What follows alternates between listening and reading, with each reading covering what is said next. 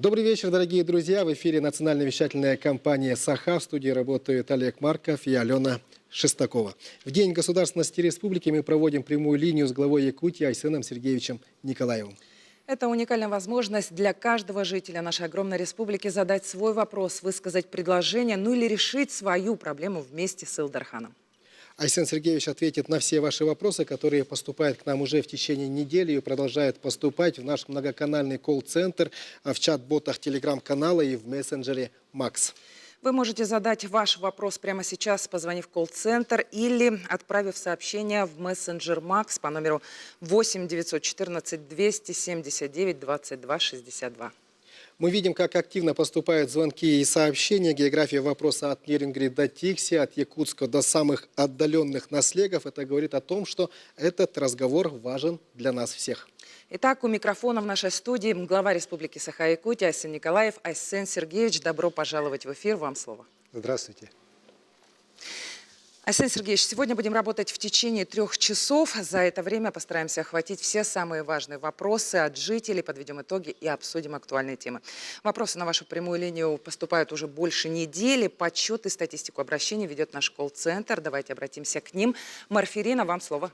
Добрый вечер, коллеги, Айсен Сергеевич и дорогие телезрители. Да, действительно, прием вопросов на прямую линию стартовал еще 18 сентября. И по информации Центра управления регионом Якутии поступило на текущий момент 1317 вопросов от жителей республики. Наибольшее количество вопросов, конечно же, жителей волнует. Это тема дорог. Транспортная отрасль, переселение из ветхого и аварийного жилья, оказание социальной помощи, строительство и благоустройство городов и сел, а также традиционное ЖКХ. Ну а если смотреть по географии, то наиболее активные жители оказались горожане города Якутска, Алданского, Нерюнгринского, Мирнинского и Аймяконского районов. Участие в прямой линии принимают члены правительства республики, и все вопросы сразу направляются в работу. ЦУР Якутии продолжает принимать вопросы в формате сообщения в мессенджере Макс по номеру 914 279 22 62, также в чат-бот в Телеграм «Вопрос главе Якутии» бот и по номеру нашего колл-центра 320111. Это многоканальный телефон с 4 станциями, поэтому мы можем одновременно принимать сразу несколько звонков. Вопросы принимаются на 2 языках, на якутском и на русском, и наиболее актуальные будут выведены в эфир. Студия. Айсен Сергеевич, сегодня Якутия празднует День государственности. Сегодня с утра были проведены много торжественных мероприятий, были открыты новые объекты. 35 лет тому назад этот день была принята Декларация о государственном суверенитете республики. Этот знаменательный момент остается, конечно же, важнейшей вехой в нашей истории. Как, на ваш взгляд, эти события повлияли на развитие республики и что они означают для якутян сегодня? Безусловно, День государственности – это важный и серьезный праздник. 35 лет назад 12-й созыв Верховного Совета ЕССР принял историческое решение. Была принята Декларация о государственном суверенитете, которая провозгласила незыблемость единства новой Якутии в составе России, российского государства. Много было и есть спекуляций на эту тему, но я считаю, что вот как раз принятие таких основополагающих документов, которые подтверждали именно незыблемость вот нашего единого курса, оно помогло вот как раз в 90-е годы устоять и нашей республике, и в целом российскому государству. Поэтому, конечно, как с исторической точки зрения, это очень важный документ, который цементировал в том числе и российскую государственную идентичность. Ну а для нашей республики, конечно, это также дало огромные возможности для экономического, культурного, социального развития, для возможности развития человеческого капитала, в целом для, знаете, такого повышения уровня самосознания. И благодаря вот этой декларации, благодаря тем решением, я считаю, что наша республика смогла достойно пройти и 90-е годы, ну а в дальнейшем уже выйти на устойчивый путь развития, как один из ведущих регионов нашей Великой России.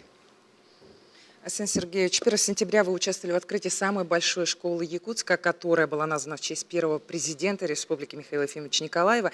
Сегодня мы хотим начать включение прямой линии именно оттуда. На связи со студией ученики 40-й школы вместе с нашим корреспондентом Саргаланой Неустроевой. Здравствуйте, вам слово. Внимание! Добрый вечер, студия. 1 сентября школа номер 40 города Якутска открыла свои двери для того, чтобы каждый ребенок мог найти свой путь и раскрыть таланты. Сегодня наша съемочная группа находится здесь, в самом современном и крупнейшем среднем образовательном учреждении региона. И по признанию многих ребят, всего за месяц школа уже успела стать для них вторым уютным домом. Здесь ученики могут пройти подготовку по востребованным направлениям, например, медицина, инженерия, IT. И, в общем-то, можно долго рассказывать о достоинствах этой школы, но никто не скажет лучше, чем ее ученики, те, для кого она строилась. К тому же у них есть для вас вопросы. Айсен Сергеевич. Здравствуйте, уважаемый Айсен Сергеевич. Мы, учащиеся 40-й школы города Якутска, хотим поблагодарить вас за возможность учиться в новом и современном здании. В нашей школе есть все для учебы, занятий спортом, отдыха, проведения кружков. Спасибо вам большое. Для нас особенная гордость, что наша школа получила имя первого президента Республики Саха-Якутия Михаила Ефимовича Николаева, который стоял у истоков современной Якутии, который, как мы знаем, очень много сделал для нашей республики. Мы знаем, что по вашему поручению недавно проводился конкурс по проекту памятника Михаилу Ефимовичу в городе Якутске. Где его установят и когда? Спасибо за вопрос. Я очень рад, что у нас появилась такая замечательная школа, и вообще у нас появляются новые школы, которые просто радуют глаз, радуют душу. Я всегда, когда прихожу в такие школы, единственное, о чем я жалею, да, что о том, что я уже вырос, я не пойду в такую школу. Вот эта школа, 40-я школа, это сегодня по площади самая большая школа нашей республики. Свыше 17 тысяч квадратных метров. Полностью оснащенная, прекрасная. Ну, там на самом деле есть все. Вот. И я рад, что эта школа получила имя нашего первого президента, который, конечно же, очень много сделал для развития нашей республики. И, конечно, вот этот праздник, День государственности, он очень тесно связан с именем Михаила Ефимовича Николаева. Я хотел бы немножко на этом подробнее остановиться. Вот вчера мы в Москве, в здании постоянного представительства нашей республики, которое было получено, кстати говоря, вот благодаря Михаилу Ефимовичу и благодаря поддержке его просьбы как раз первым президентом Российской Федерации Борисом Николаевичем Ельциным. В этом здании мы открыли мемориальный музей-кабинет Михаила Ефимовича, кабинет, в котором он работал вот последние десятилетия. И вот когда видишь эти документы, в том числе декларацию о государственном суверенитете, которая была напечатана как раз вот вот сейчас уже 35 лет назад, этот документ 90-го года, который весь исчеркан его почерком, написано, вот, видно, что как раз шла работа, какие-то моменты поддерживались Михаилом Ефимовичем, где-то он хотел, может, что-то более уточнить и так далее, подчеркнуть. Вот это, конечно, дух времени очень чувствуется. И понятно, что это было совсем непростое время. Вот мы сейчас немножко тяжело стало, сразу начинаем вот плакать, что вот тяжело, все плохо, все пропало. Так. А ведь 90-е годы это были гораздо более, на порядок тяжелее годы. Мы об этом, те, кто прожил это, помним это. Вот. И, конечно же, вот в условиях полной неопределенности, слома государственного строя, сделать правильный выбор, сделать как раз ставку на собственные силы, на расширение хозяйственных возможностей нашего субъекта, расширение его экономических прав. Это очень дорогого стоит. И это время доказало, что мы были правы, Республика Саха-Якутия. И, конечно же, вот этот музей, кабинет, который появился сейчас, в том числе вот благодаря моему указу, который я подписал 13 ноября 2023 года, и он как раз стоит в одном ряду с увековечением памяти и появлением новых таких значимых мест, которые будут рассказывать будущим поколениям о тех временах, о тех людях, которые начали строить нашу новую Якутию. И, безусловно, памятник Михаилу Ефимовичу Николаеву в Якутске он появится. Появится он на пересечении вот проспекта, который носит имя Михаила Ефимовича Николаева, и Сергеляцкого шоссе. Это вот как раз, где у нас городской ипподром, вот на углу, перед строящимся артиллерийским центром Эпоса. И был объявлен открытый всероссийский конкурс. 14 заявок поступило. Недавно мы вот с Ольгой Михайловной Андросовой, дочерью Михаила Ефимовича, рассматривали вот те проекты, которые поступили. Есть уже видение у наших молодых, я хочу подчеркнуть, молодых архитекторов, вот очень интересных таких подходов, которые позволят не просто памятник поставить, да, памятников у нас в Якутске много, да, некоторые считают, что даже слишком много, а вот просто сделать такое общественное пространство, которое будет всегда людей притягивать. И притягивать как раз именно в том числе с точки зрения раскрытия вот личности Михаила Ефимовича Николаева. Сейчас вот как раз идет работа по подготовке окончательного заседания жюри. Жюри выбор сделает, и я надеюсь, что уже вот мы в скорое ближайшее время, по крайней мере, к 13 ноября у нас уже будет понимание, какая архитектурная студия, какая группа архитекторов, скульпторов уже будет этот памятник, и не только памятник, но и в целом это общественное пространство у нас в Якутске, в центре Якутска создавать. Также хочу сказать нашим телезрителям, что в Актемцах, месте, где захоронен наш первый президент, будет мемориальный комплекс воздвинут. Сейчас уже проектно-сметная документация уже вся сделана, прошла госэкспертизу. И это не просто вот мемориал на могиле, это тоже большое общественное пространство от Малой академии наук, от Николаев центра, вот, к месту его захоронения, которое включает в себя достаточно большое пространство, которое тоже будет людям рассказывать и о Михаиле Ефимовиче, и о том времени. Это очень важно, потому что люди, к сожалению, очень быстро забывают, что было, как было, почему было. Вот, и начинаются там всякие спекуляции и так далее. Но это может в конечном итоге когда-то закончиться очень плохо. Так? А мы должны свою память сохранять, память об основателях нашей республики, ее бережно передавать. А что может лучше, чем вот правильно сделанные такие хорошие, серьезные мемориальные комплексы, в том числе, вот еще раз говорю, объединяющие и музей, и Академию наук малую.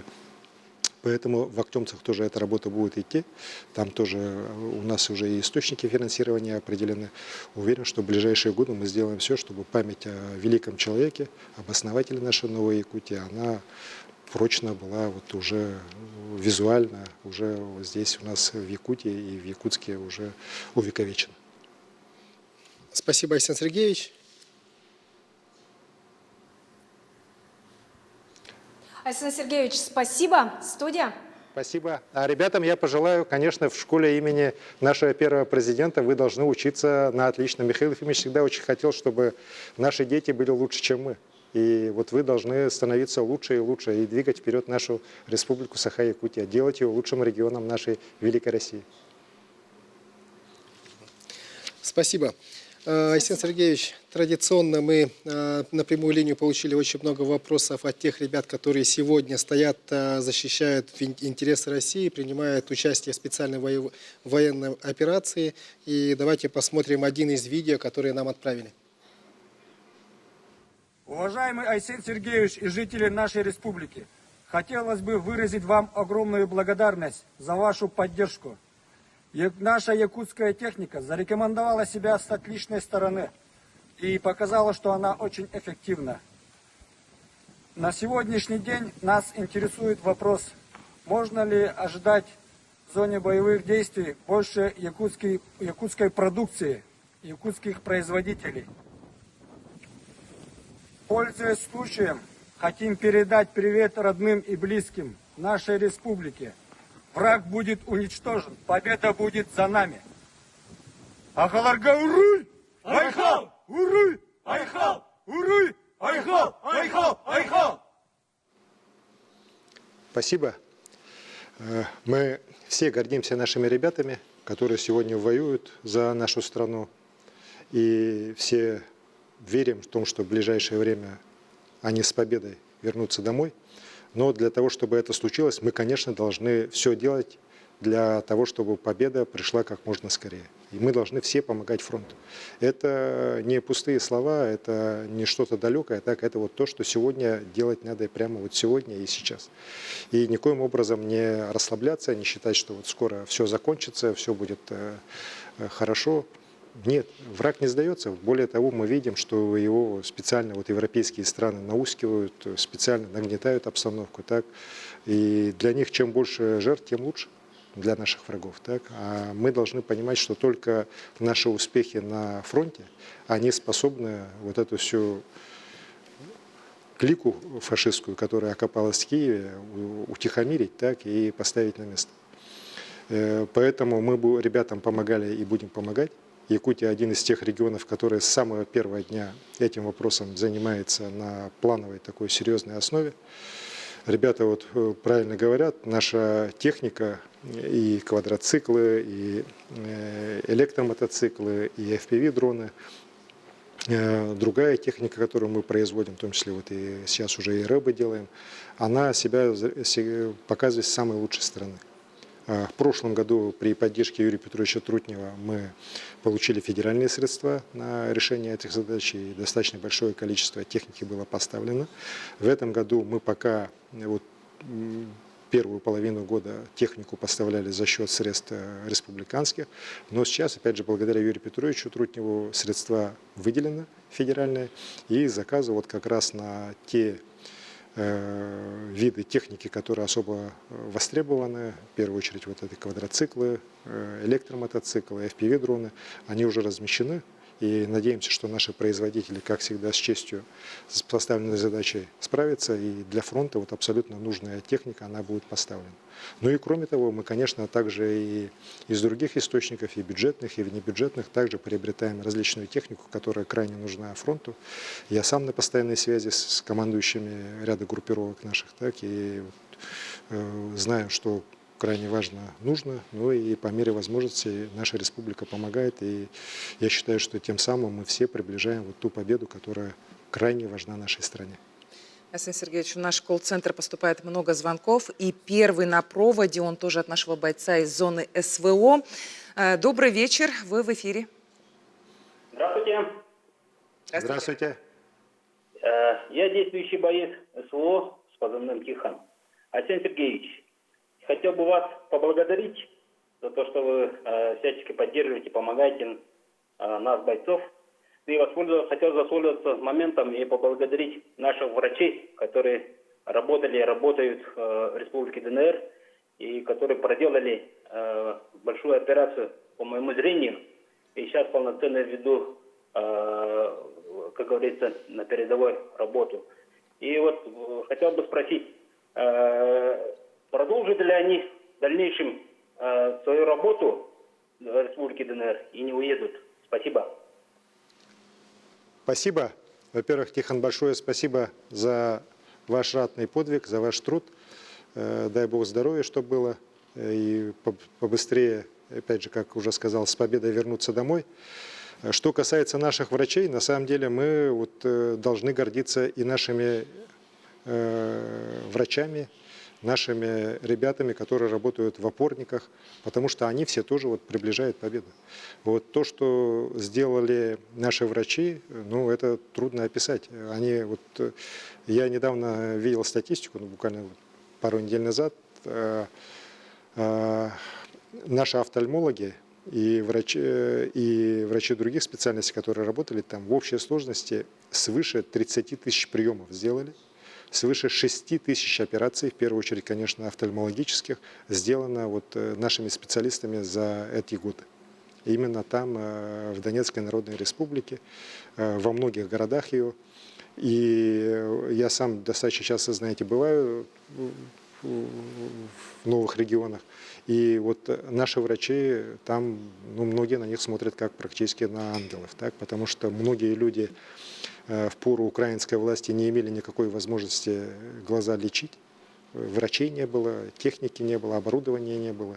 А вот благодаря появлению там нашего филиала Республиканской офтальмологической больницы люди прозрели, реально прозрели. Я многих людей встречал, которые ну, вот, даже не 1, не 2 года, десятилетия сидели без зрения, а вот благодаря нашим врачам, их золотым рукам, как они, вот люди говорят, да, они обрели возможность вернуться в общество, стать полноценными членами вот нашей России. Вот, и, конечно, это очень дорого стоит. Работа эта будет продолжаться. в том же Докучаевске, над которым мы сейчас шефствуем, у нас там еще работают ребята других специальностей, хирурги, анестезиологи, они тоже делают операции. И примерно вот 2/3 это офтальмологические операции, 1/3 это операции по другим направлениям. И, конечно, мы будем это продолжать и до полной победы. Вот. Я считаю, что это очень такое, знаете, хорошее, важное дело. Так, и недаром вот президент страны подписал указ о награждении главного врача офтальмологической нашей больницы Ивана Петровича Луцкана, народного депутата от партии «Единая Россия», Государственного собрания Илтуман орденом Пирогова. Так, это вот признание для всех наших врачей, которые именно работали и работают в этих тяжелейших, сложнейших условиях в зоне специальной военной операции. Дорогие телезрители, я напоминаю, что вы можете задать свой вопрос главе республики через мессенджер Макс. Поступает очень много сообщений. Разрешите зачитать один из первых вопросов, который к нам поступил в студию. Это пишет житель города Алдан, улица Дзержинского, дом 56. Когда нас расселят из аварийного жилья, дом совсем старый, крыша уже может рухнуть. Задают вопрос. Я, скорее всего, думаю, что этот дом вот как раз признан аварийным после 2017 года. Потому что по домам, которые признаны аварийными до 2017 года, у нас, по крайней мере, по Алдану, в основном уже и сроки известны, и дома уже в основном построены так или уже достраиваются. Вообще, в целом, конечно, вот эта программа переселения людей из аварийного жилья, инициированная нашим президентом, она реально изменила облик наших городов и сел. Ведь не секрет, что республика наша из-за вот как раз ее экстенсивного такого освоения в 60-е, 70-е годы, из-за большого количества как раз вот двухэтажных деревянных домов, построенных в этот период, она, к сожалению, была лидером в стране по количеству аварийного жилья. И у нас вот в первый этап по переселению людей из аварийного жилого фонда, признанного таким до 1 января 2017 года, попало свыше 1 миллиона квадратных метров жилья. Это 1/6 часть всей российской программы. Сейчас уже свыше 930 тысяч квадратных метров жилья построено. Вот люди уже переехали в новые дома. Уже в этом году 10 многоквартирных домов сдано. До конца года еще, если не ошибаюсь, свыше 4300 людей переедут в новые квартиры.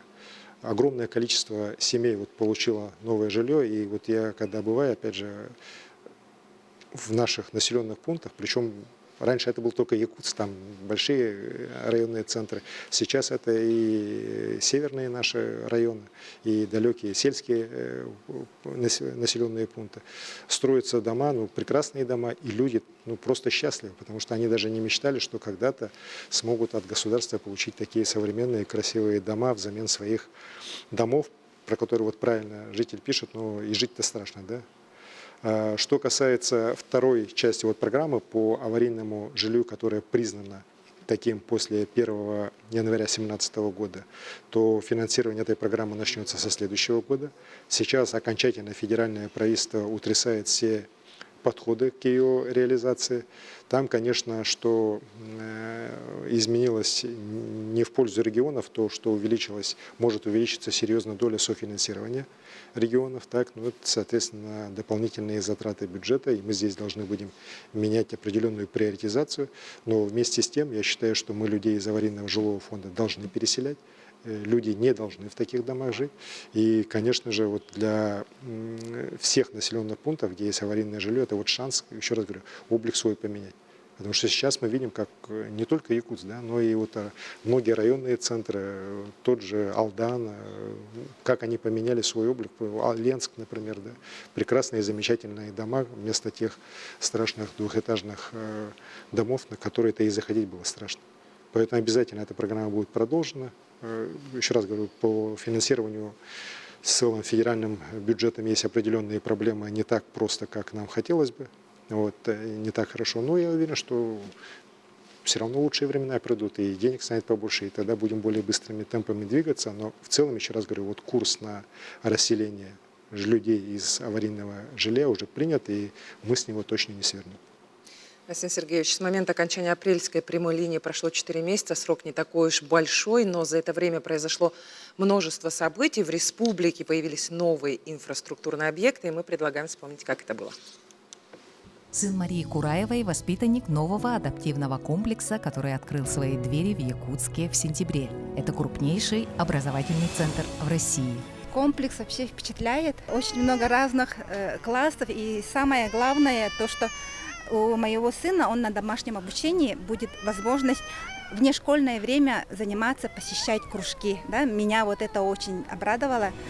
Всего порог новой школы переступили 440 учеников, из которых 87 – первоклассники.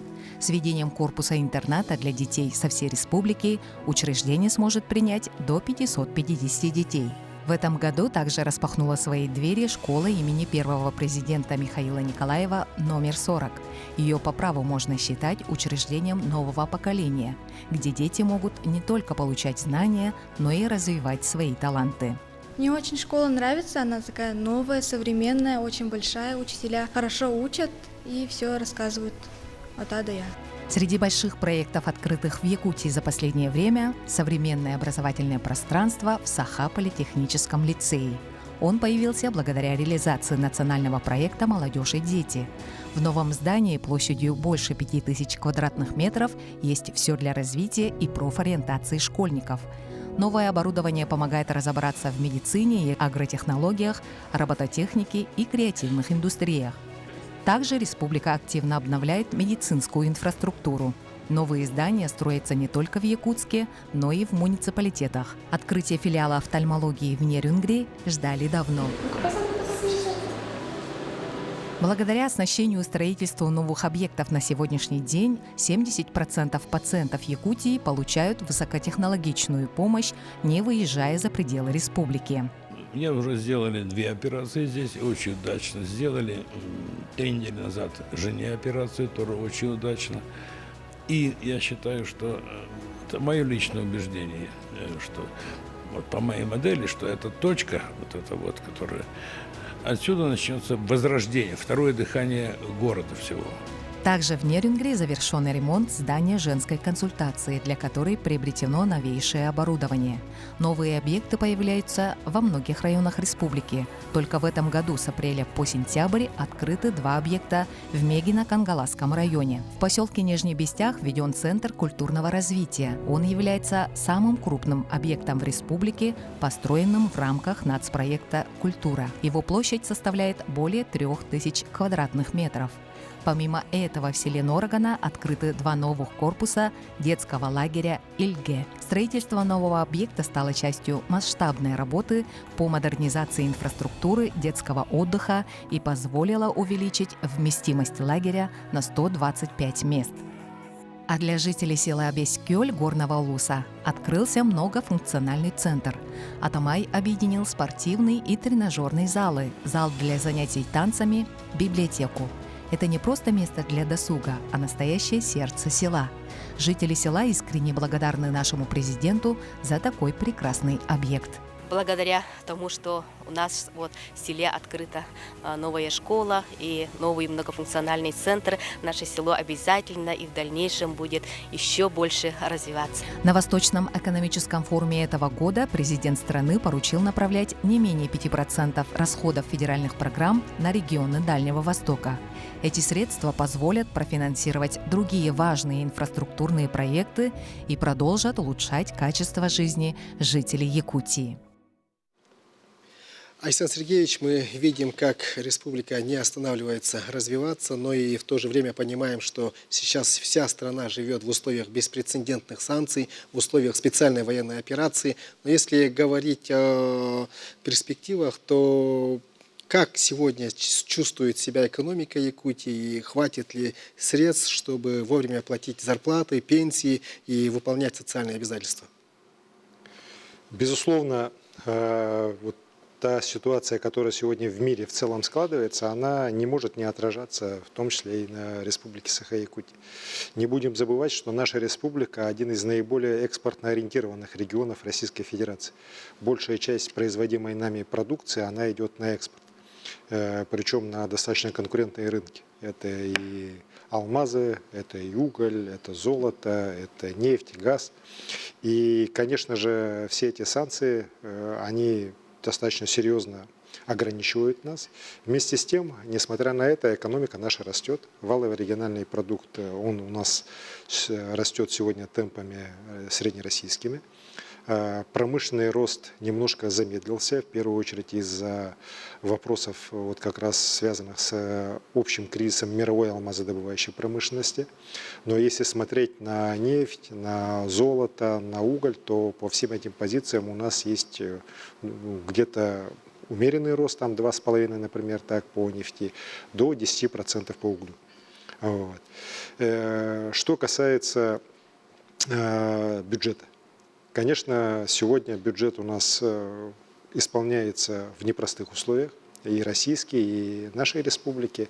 Этому есть несколько факторов, но главный из них вот для нашей республики, как экспортно ориентированный, то, что курс рубля к доллару в бюджете, который был принят и на российском уровне, и, соответственно, и мы обязаны принимать именно российские расчеты, был порядка 96 рублей за доллар. Сегодня он по факту 83-84. Конечно, это для нашей республики потери, потому что вот каждый рубль – это 1 100 000 000 200 рублей в общих наших доходах. Соответственно, если курс растет, от запланированного у нас плюс, если у нас минус, то у нас минус. Вот. И, конечно, это достаточно серьезно нас ограничивает. Вот сегодня, если посмотреть бюджет, то по состоянию на прошлую неделю он у нас исполнен по доходам на 66,5%. По собственным доходам, именно по нашим налогам, да, он исполнен на 58,5%. При этом по расходам уже 74%, а вот по социально-культурным направлениям практически 80 с лишним процентов. Это о чем говорит? О том, что мы, несмотря на все сложности, вот свои расходные обязательства, в первую очередь социальные, выполняем в полном объеме. И здесь, конечно же, эта задача будет на контроле, и мы обязательно вот эти вопросы решим. Вот. В следующем году, мы считаем, будет все-таки нам полегче, потому что мы сейчас видим определенные изменения вот и в политике Центрального банка, который снижает учетную ставку с Центрального банка. Это оживляет экономику, это снижает наши выплаты по процентам наших предприятий. Конечно же, мы видим рост вот нашей экономики, как я сказал, по основным таким направлениям: нефть, золото, уголь. И очень надеемся, что и по алмазам все-таки по расчетам всех экспертов в следующем году будет уже позитивная динамика. Изменение цен на мировом рынке, это позволит нам уже более тверже стоять на ногах. Ну и на самом деле мы и сейчас стоим твердо, да. Другой вопрос, что не растем так быстро, как нам хотелось бы. Ну ничего, я считаю, что это временные трудности, мы их обязательно преодолеем. К прямой линии активно подключаются все районы республики. В эфир поступил видеовопрос села Ючугеи Миконского улуса от Ирины Христофоровны Винокуровой, хозяйки семейной коневодческой базы, матери коневода Дагуйдана Винокурова. Смотрим.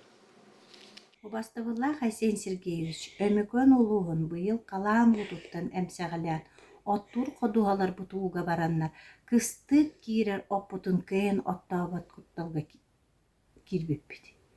Сөптәқ мерені ылаңыт, бұ кыстыр оппутын сол сабыллар дері, тейін мерені ылбықытыны өмікөн улуғыттан барыққа мақталбытын тірейді беді. Маннык ыйытык кидде. Бу кыстыр оппут бүтүннү келедо сол сабыллар тери. Мақтал болуын. Вопрос из Аймеконского улуса касается вопросов обеспечения сеном хозяйств и личных подсобных хозяйств, которые пострадали от летних паводков. У нас в этот год вообще, знаете, такой уникальный для Аймеконского улуса. К сожалению, у нас 2 летних паводка. У нас и летний-то паводок там бывал там раз в несколько лет, а тут у нас подряд 2 паводка. И вот как раз ряд наших районов, особенно вот Аймяконский, они достаточно серьезно пострадали именно с точки зрения обеспечения кормами на зимний период. Ну, практически невозможно было косить, потому что угодья сначала были в воде, потом вода немножко ушла, начали косить, опять вода пришла, опять все затопило. Вот. Мы этот вопрос держим на контроле. Мы будем помогать всем, не только крупным хозяйствам, фермерским хозяйствам, но и в том числе и личным подсобным хозяйствам. Заявка от района, если не ошибаюсь, там порядка 1200-1300 тонн поступило. Из них порядка 900 уже там завезено. Вот. У нас работают на решение данной задачи сельхозтоваропроизводители Чурапчинского, Татинского, Мегино-Кангаласского УСов.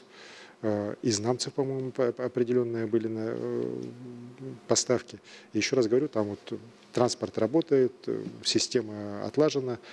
Считаю, что до зимника мы необходимое количество сена туда завезем.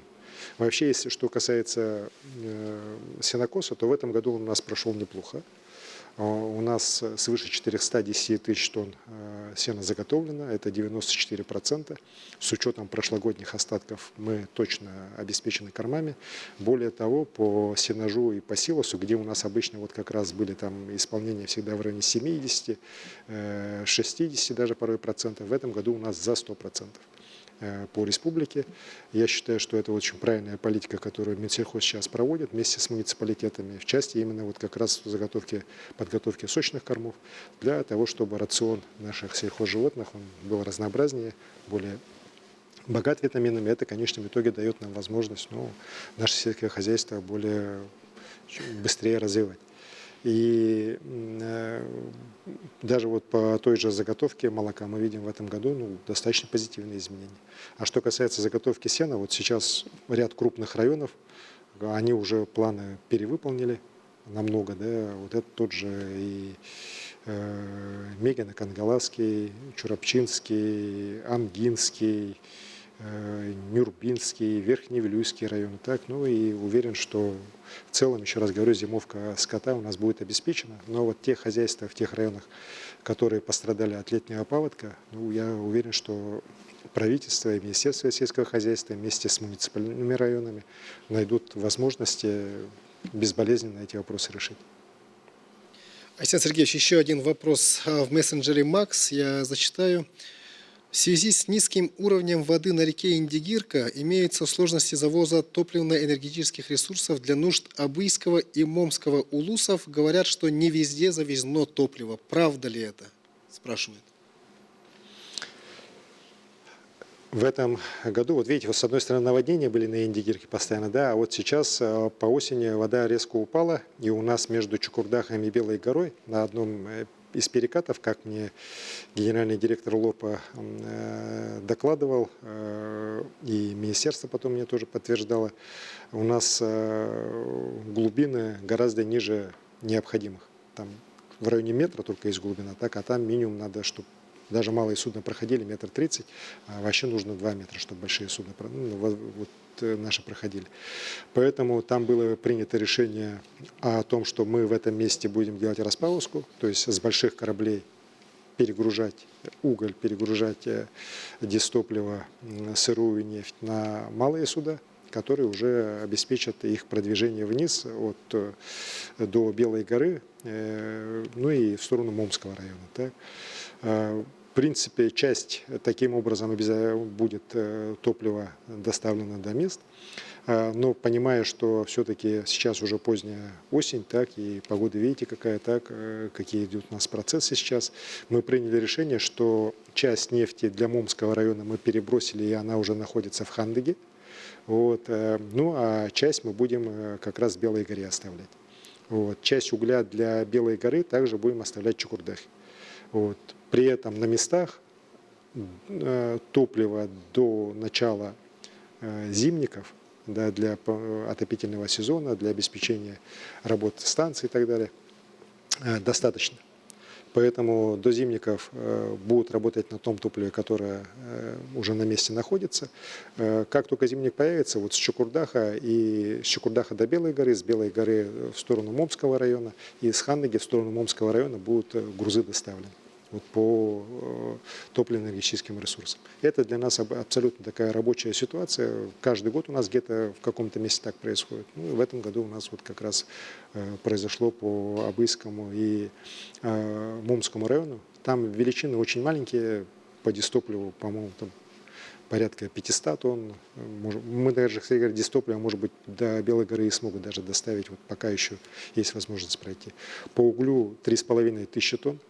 Вот в Чукурдахе оставлено. Ну и вот 3500 тонн сырой нефти для Момского района, оно сейчас в Хандыге. И как зимник появится, сразу туда уже зимником отправят. Поэтому такие, ну я бы не сказал, что это серьезные проблемы. Есть такие вопросы, которые нужно, чтобы на контроле наши министерства держали вместе с предприятиями и обеспечили своевременное уже обеспечение и автозимников, ну и уже чтобы все эти ресурсы были до мест использования уже доставлены. Александр Сергеевич, но энергетика для Якутии – это основа жизни. В республике ведется беспрецедентная по масштабу стройка электростанций.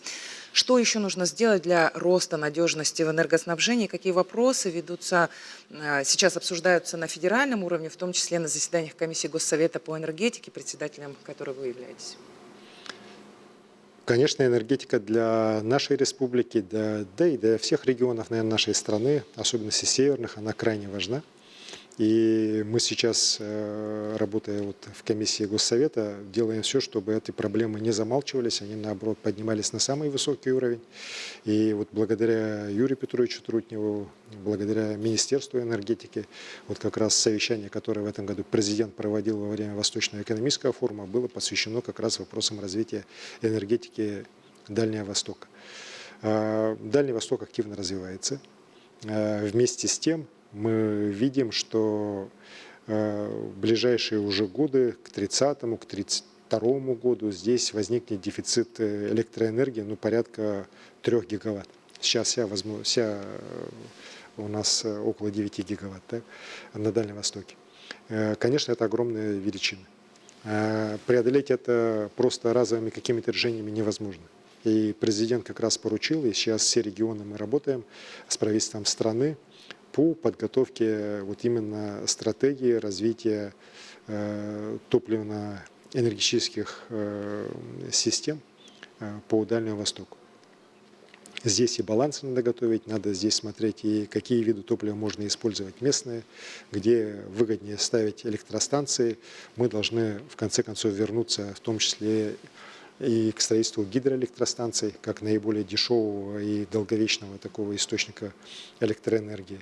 Сейчас, благодаря вот решениям президента, в ряде регионов Дальнего Востока начинают строиться атомные станции. Вот у нас строится, на Чукотке строится, и на Чукотке даже работает так. Сейчас будут строиться большие наземные в Приморском крае, Хабаровском крае.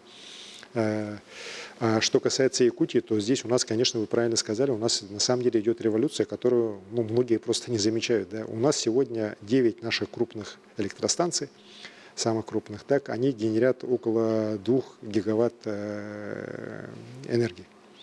При этом уже в ближайшие годы будет построено мощности на 2,5 гигаватта. То есть мы практически должны удвоиться.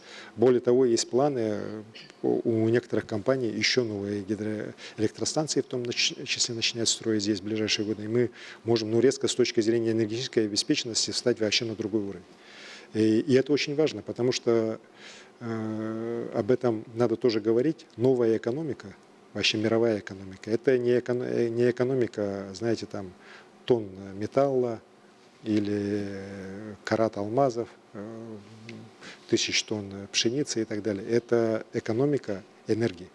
У кого больше энергии, какая страна вырабатывает больше энергии, больше энергетических ресурсов имеет, та и страна может двигаться вперед.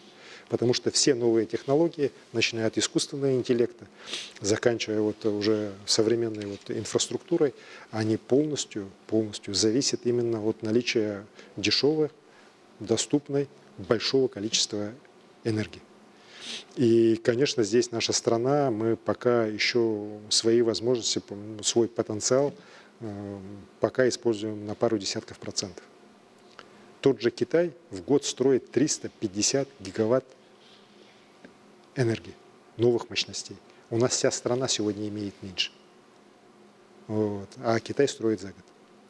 И, конечно, здесь надо нам и традиционные наши, еще раз говорю, источники энергии очень активно строить и здесь работать. На новые надо переходить. Ну и, конечно, для нас, для Якутии, крайне важна надежность электрообеспечения. То есть это электросетевое хозяйство. К сожалению, вот крайне непродуманные решения, которые были приняты лет 15 назад на уровне страны в части реформы электроэнергетического комплекса, они сегодня вот как раз приводят к очень таким негативным последствиям для северных регионов, когда тарифы с одной стороны быстро растут, с другой стороны потребление электричества падает, потому что крупные потребители уходят от сетевых хозяйств. В результате возникает большой дефицит и большие убытки и у электросетевых хозяйств, компаний, и в том числе и у энергетических компаний, таких как, например, наша Якутскэнерго. И здесь переваливать эту всю проблему на регионы, но оно абсолютно не будет работать. Потому что регионы, это, во-первых, это не их компании, это компании, которые принадлежат уже и в том числе и российским крупным компаниям, и частным инвесторам. Ну и, конечно же, с точки зрения обеспечения вот их стабильной работы, там нужны совсем другие подходы, регуляторные именно на уровне страны. Мы об этом очень часто сейчас дискутируем и с правительством, и с крупными энергокомпаниями.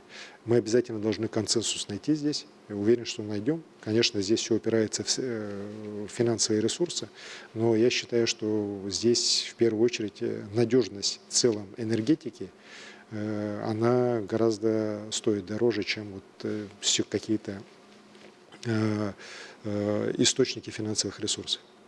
Точнее, ну, вот, возможность решения этого вопроса.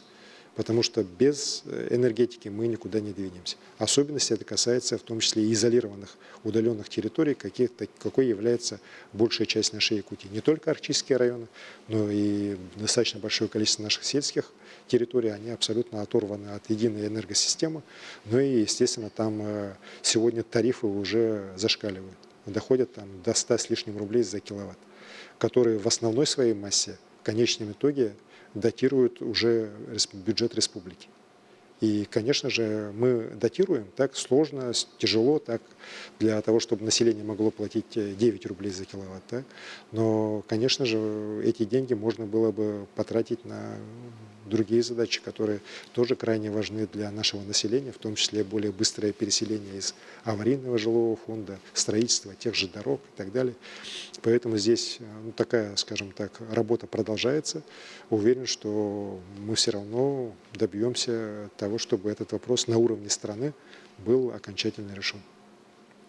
Александр Сергеевич, к нам поступает видеообращение. Давайте посмотрим видеообращение, которое нам отправили из города Нерингри.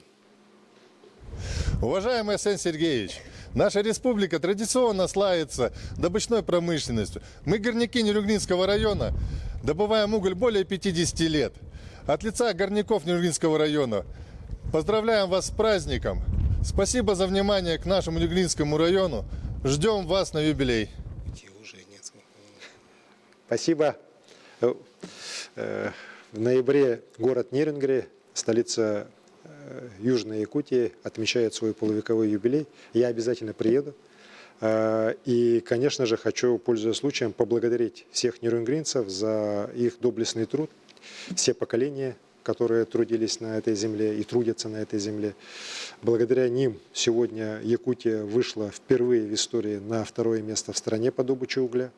И уверен, что это в будущем обеспечит нам и десятки тысяч новых рабочих мест. Это обеспечит нам серьезные поступления в республиканский бюджет. Это обеспечит нам дальнейшее развитие всей Южной Якутии. И, конечно, я очень рад, видя, как преображается Нерингри, потому что я помню те времена, когда Нерингри вообще считался абсолютно депрессивным городом, который надо как можно быстрее расселить. Это было совсем недавно. Вот. Но сегодня город стремительно развивается, идет вперед, появляются новые предприятия, несмотря на все проблемы в угольной промышленности. Вот как раз наша угольная промышленность идет вперед. И я уверен, что впервые в истории в этом году угледобыча в Якутии превысит 50 миллионов тонн. Мы подбирались к этой цифре. Если подумать, мы еще вот лет 7 назад добывали около 14 миллионов тонн, 15 миллионов тонн.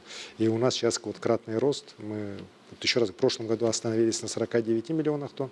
В этом году все цифры говорят за то, что где-то мы на уровень 51-52 миллиона тонн точно выйдем. Это на самом деле трудовой подвиг, это величайшее достижение.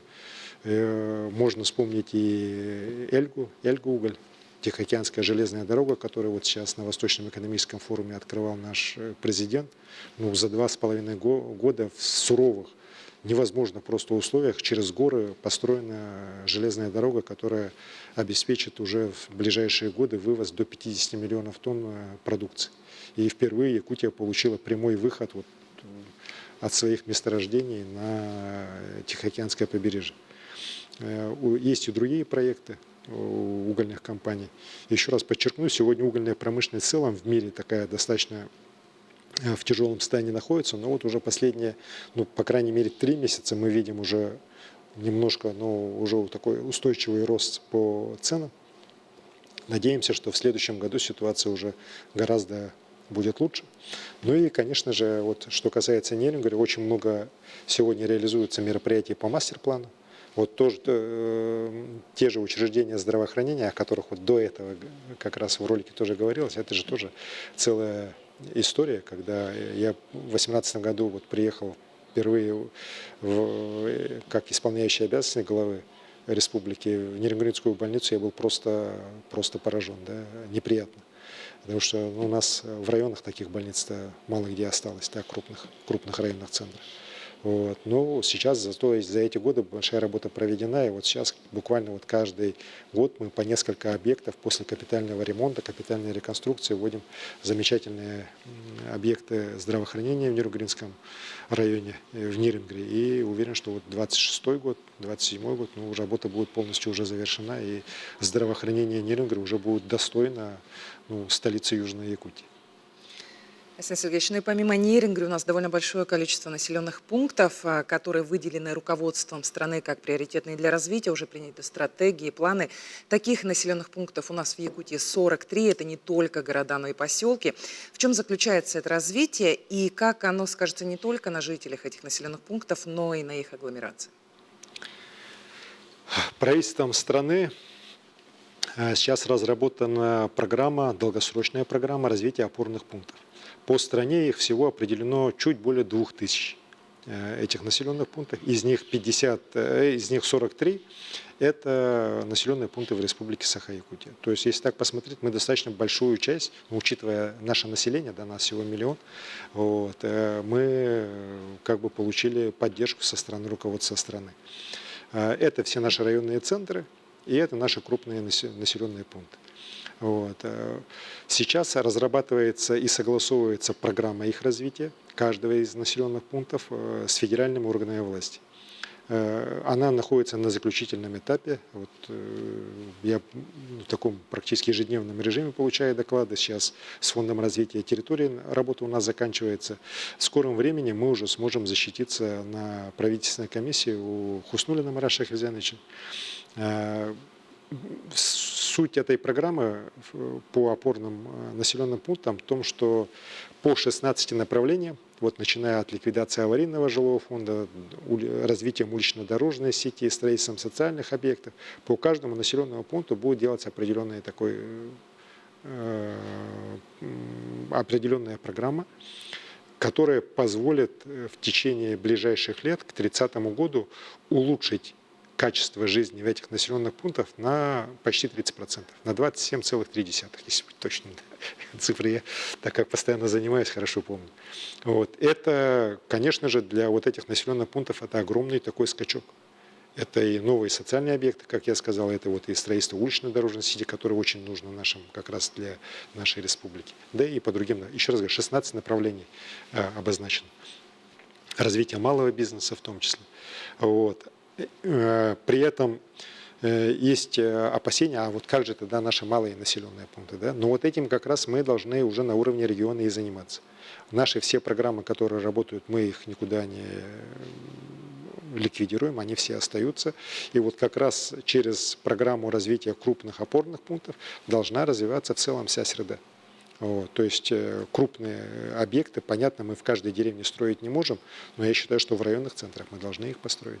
Вот, и мы как раз, в принципе, мы последние годы по такой примерно схеме работали.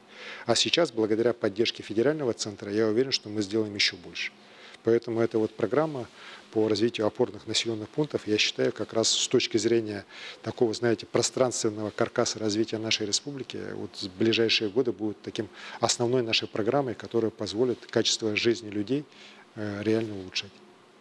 Арсений Сергеевич, кроме инфраструктурных изменений, конечно же, меняется и внешний вид наших поселений. В Якутии уже несколько лет в рамках реализации национальных проектов России работает программа формирования комфортной городской среды, где сами жители принимают участие. Давайте посмотрим, как это происходит. София Пшенникова – частая посетительница парка «Амикан». Девушка признается, после благоустройства Кысеху Аланхо здесь все изменилось. Появились детские спортивные площадки, тропинки для пеших маршрутов. Теперь это любимое место отдыха не только для Софии, но и всей ее семьи. Мы часто бегаем здесь каждое утро по великолепным асфальтированным дорожкам. Мы любим медитировать на смотровых площадках, а также в оборудованных беседках. У нас есть такая традиция семейная. Мы делаем выездные завтраки или используем их как место для коворкинга. К полувековому юбилею южной столицы нюрнбергенцев ждет еще один подарок – реконструкция культурного парка. План его благоустройства стал победителем всероссийского конкурса проектов городской среды. И таких объектов-победителей по всей республике десятки, от Ленска до Среднеколымска. Результаты есть, и они ощутимые. На прошлой неделе в Вилюйске открыли набережную «Поющие пески». Честно говоря, не ожидал, что получится такое впечатляющее, такое красивое место с таким шикарным видом на реку. Столько было труда, любви здесь вложено. Удивился, даже велосипедные дорожки появились. Всего же по федеральному проекту формирования комфортной городской среды обновление получило 101 общественное пространство. Например, в Тате осовременили парк и набережную озера Этыкель. В парке Мирного появился амфитеатр, беседки и скейт-парк. А жители Покровска любуются видом на Лену с обновленной набережной. Я стою, смотрю, очень красиво. Я думаю, это понравится в первую очередь гостям города Покровска. Ну а жители столицы могут лицезреть великую сибирскую реку с набережной имени Романа Дмитриева. Чего здесь только нет. И велодорожки, и тренажеры. В общем, все, что нужно для активного и нескучного отдыха. Но самое важное, что такое многообразие полюбилось горожанам. Очень много народу ходит. Семейные пары, да, молодежь. И скандинавской ходьбой занимается, ходьбой. Молодежь в основном бегает. Во главе угла мнение жителей. И это не пустые слова. Каждый год жители сами выбирают места, что и где будет благоустроено. В этом году 90 тысяч якутян проголосовали за понравившиеся объекты. С прошлого года программа формирования комфортной городской среды стала частью нового национального проекта «Инфраструктура для жизни». По президентскому проекту реализуются планы развития 43 опорных пунктов Якутии. А значит, новых объектов в республике построят еще больше. Ржана Гармаева, Виктор Дичковский, Якутск. Сергеевич, как прокомментируете? Вы знаете, программа формирование комфортной городской среды, она в стране у нас рождалась не так просто. Я был тогда еще мэром Якутска, и мы в одной из командировок очень долго обсуждали этот вопрос с Андреем Чибисом, который тогда был главным жилищным инспектором страны, заместителем министра как раз строительства и ЖКХ. И вот как раз очень долго обсуждали именно про общественное пространство, что хотят люди увидеть, что хотят, как это сделать так, чтобы людям это было близко, чтобы люди это приняли. И вот тогда как раз были набросаны те подходы, которые потом легли уже в программу российскую. И сейчас это трансформировалось в прекрасный проект по комфортной городской среде. Вот вы сейчас сказали, 101 общественное пространство за последние годы у нас сделано. Только за прошлый год 24 общественных пространства. И, конечно, они преображают и крупные наши города, ну, взять ту же площадь республики, да, ну, вот и Якутск реально вот наконец-то сейчас понял, вот, зачем эта площадь создавалась, для чего она, как создавалась. Вот. Или та же набережная вокруг озера Сайсары, или набережная имени Романа Дмитриева. И до малых таких населенных пунктов. Вот взять тот же Итыккёль, да, вот это пространство, которое появилось в Итыккёле, оно же реально сейчас стало центром жизни этого поселка. И уверен, что это сегодня мотивирует уже и других. Мне многие говорят в федеральных министерствах, что на проекты нашей республики, которые вот участвуют в проекте комфортной городской среды, они на самом деле очень все хорошие. И мы на самом деле могли бы гораздо больше побеждать. Да? Просто и другим регионам надо что-то оставить, раз, да? Ну а во-вторых, все-таки мы, как всегда, порой увлекаемся уже большими проектами. Знаете, раньше делали проект, например, на 50, на 100 миллионов, а сейчас там проекты 200, 300, 400 миллионов приносят районные центры. Ну, конечно, здесь уже я бы и коллегам посоветовал бы, ну, особой гигантоманией здесь не увлекаться. Сделать надо красиво, достойно, но все-таки вот, как показывает опыт последних конкурсов, все-таки выигрывают проекты, ну, которые излишне вот такой большим размахом все-таки не увлекаются.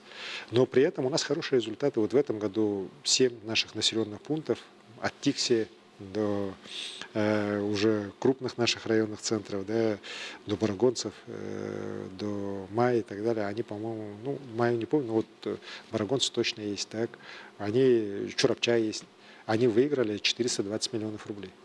Вот. И это, конечно, очень серьезная помощь как раз нашим населенным пунктам для создания вот таких красивых мест. И у нас же есть еще другая программа КПМИ вот по местным инициативам, которая у нас через Министерство финансов и через муниципалитеты идет. Так там результаты еще лучше. Там 2800 разных проектов реализовано за последние годы и профинансировано из бюджета республики, ну вот с 2018 года 6 с лишним миллиардов рублей. Точнее, не из бюджета республики, а из бюджета республики 4 с лишним миллиарда. Оставшиеся часть — это муниципалитеты и внебюджетные средства спонсоров. И тоже построены в том числе и общественные пространства. Другие проекты реализованы, которые очень нужны именно людям, потому что люди сами голосуют. И это всегда очень правильно, когда люди сами голосуют за какой-то проект, его поддерживают, потом он финансируется, в том числе с их участием. Конечно же, к этому проекту относятся уже совсем по-другому. Вот. И уверен, что и дальше эти проекты будут работать, наши населенные пункты будут преображаться. Но вот здесь как раз опять возвращаясь, да, вот, уже к Нерингре.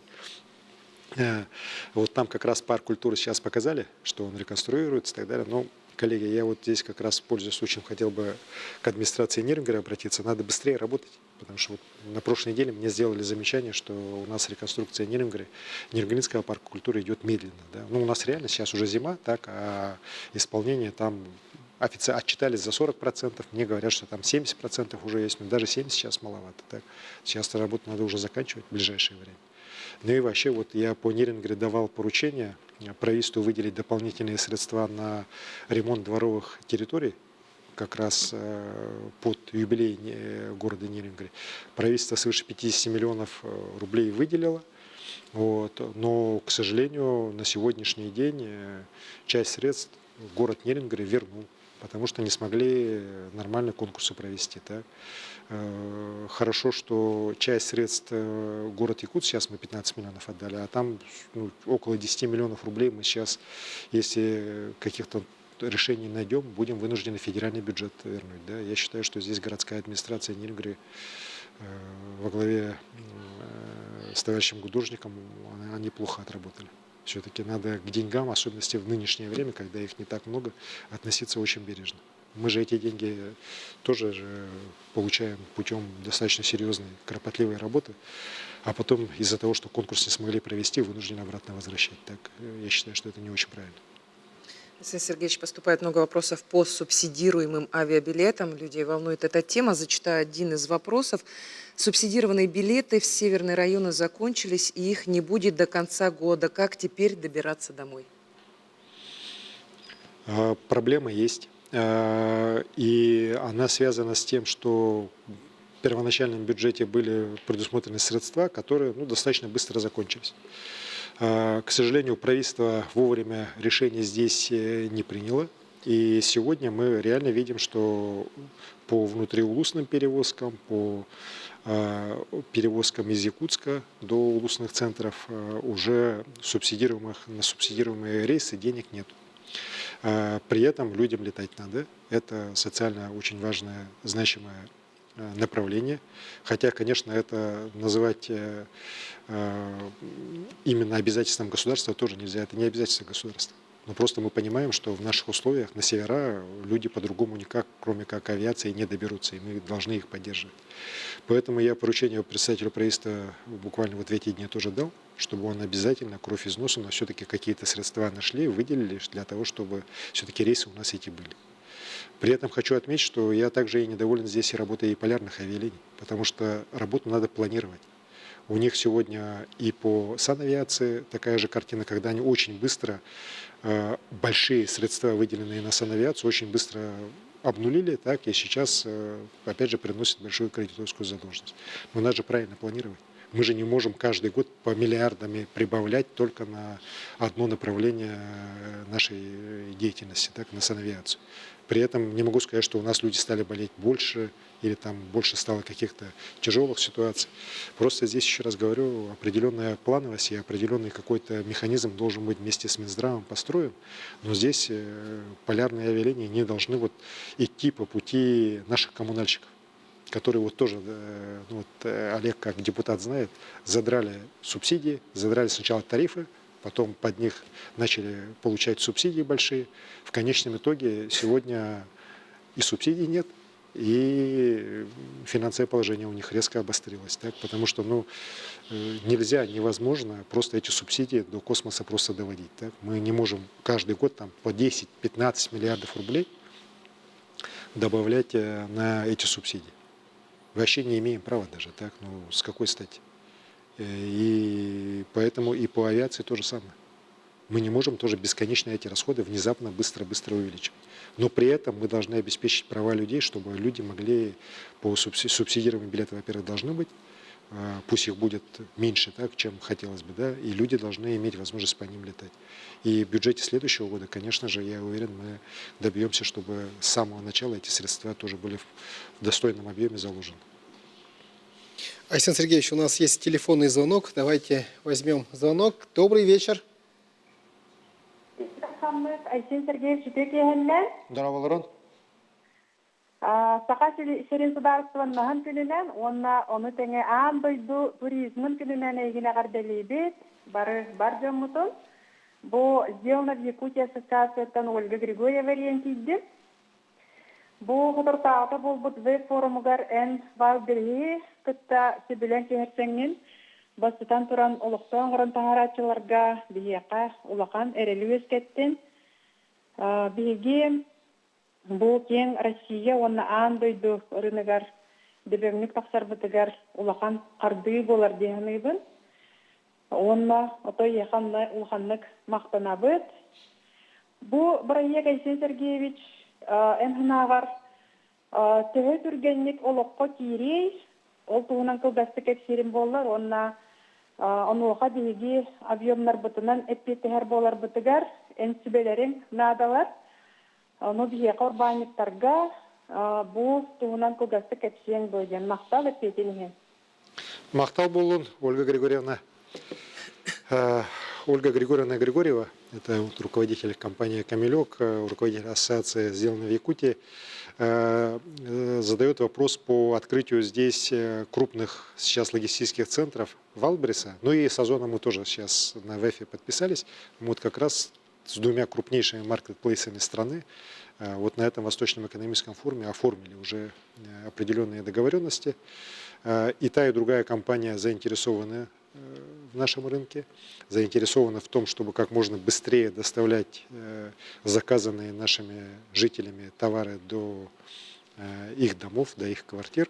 Ну и, конечно, для этого им необходимо здесь иметь соответствующие такие уже логистические центры. Валберес будет, ну, по крайней мере, пока они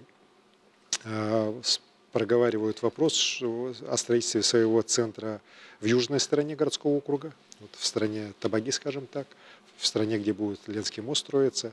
Озон хочет строить в районе, скажем так, Мархинки, вот, привязываясь к аэропорту, привязываясь к существующей сегодня площадке, вот как раз где паром у нас,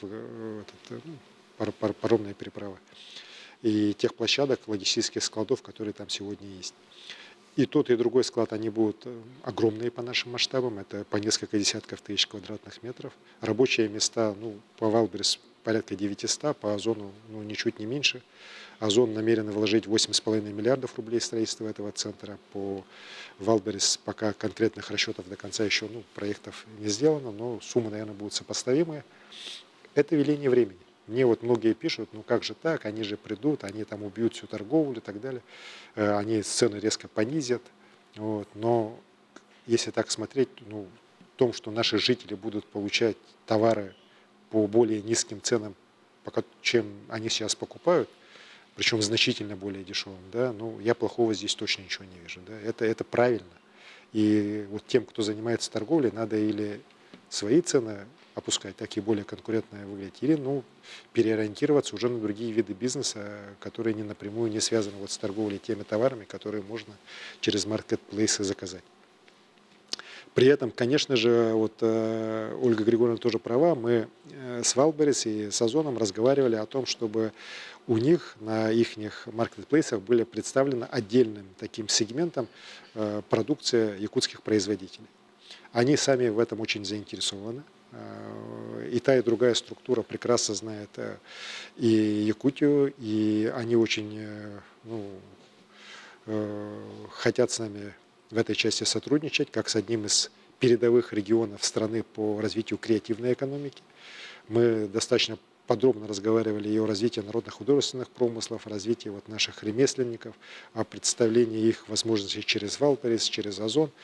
Знаете, здесь поддержка есть, я вижу, что людям это самим интересно, и учитывая, еще раз говорю, наш опыт, как опыт региона, ведущего по креативной экономике, мы обязательно должны этим воспользоваться.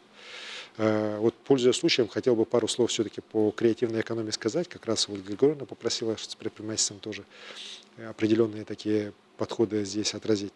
Сегодня я подписал указ, как раз в День государственности, о новых функциях, которые я поручаю Корпорации развития Якутии.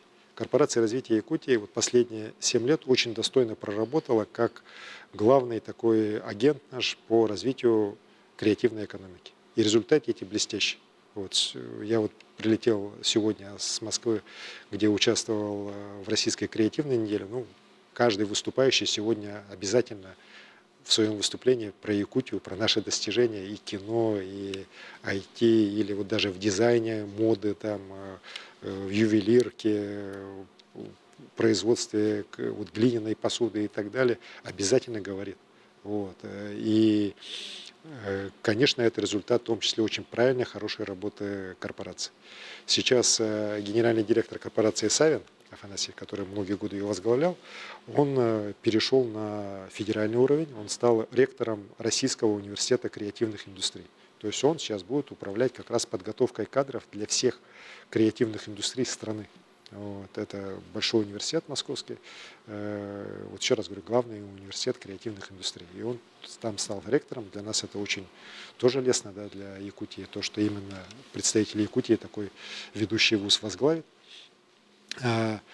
И для того, чтобы мы еще больше усилили работу как раз по креативной экономике, по повышению в целом капитализации наших компаний, по развитию инноваций, в том числе вот как раз те вопросы развития инноваций в те сферы, которые нам сегодня очень важно развивать, как раз, например, в теплосервис, теплоэнергосервисы, так, в разные структуры, связанные с венчурными инвестициями, которые, опять же, будут направлены на снижение затрат нашего бюджета, так, на привлечение сюда наших кадров, которые работают сейчас и в России, и в других странах, наших молодых ребят, сюда их привлекать активно. Я принял решение расширить мандат корпорации. Вот я сегодня очень раз указ выпустил, где поставил задачу о том, чтобы также сейчас корпорация была у нас головной организацией по привлечению инвестиций в несырьевую экономику, повышение капитализации наших республиканских компаний, по работе по привлечению средств в энергосервисные контракты. И считаю, что это позволит нам также разгрузить бюджет. Почему? Потому что у нас сейчас существует несколько компаний, точнее компаний, госучреждений, которые, на мой взгляд, себя не очень хорошо показали. Это и агентство по привлечению инвестиций, Центр поддержки экспорта. И можно было бы как раз их сейчас сократить, функции эти передать в корпорацию. Уверен, что корпорация уже с гораздо меньшими затратами из бюджета сможет эти задачи реализовать на более высоком уровне. И кадровые решения у меня будут на следующей неделе подписаны, там сейчас идет окончательное согласование, но уже сейчас могу сказать, что корпорацию развития Якутии возглавит Василий Васильевич Ефимов, нынешний министр инноваций Республики Саха-Якутия.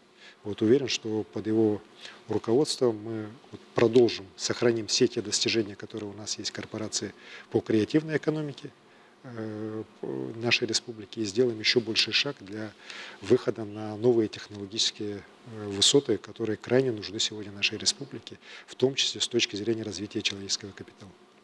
Спасибо, Арсений Сергеевич. Но мы принимаем еще один звонок. Добрый вечер, говорите, вы в прямом эфире.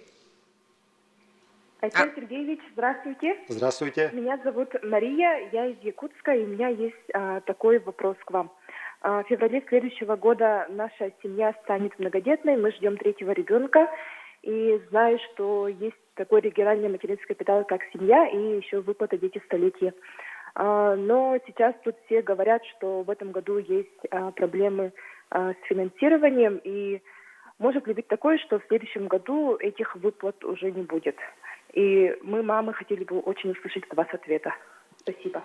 Спасибо за вопрос, Мария. Во-первых, хочу пожелать вашей семье пополнения успешного. И на самом деле я всегда говорю и буду говорить, что чем больше детей у нас, тем более счастливы мы, так как республика, как субъект, как народ.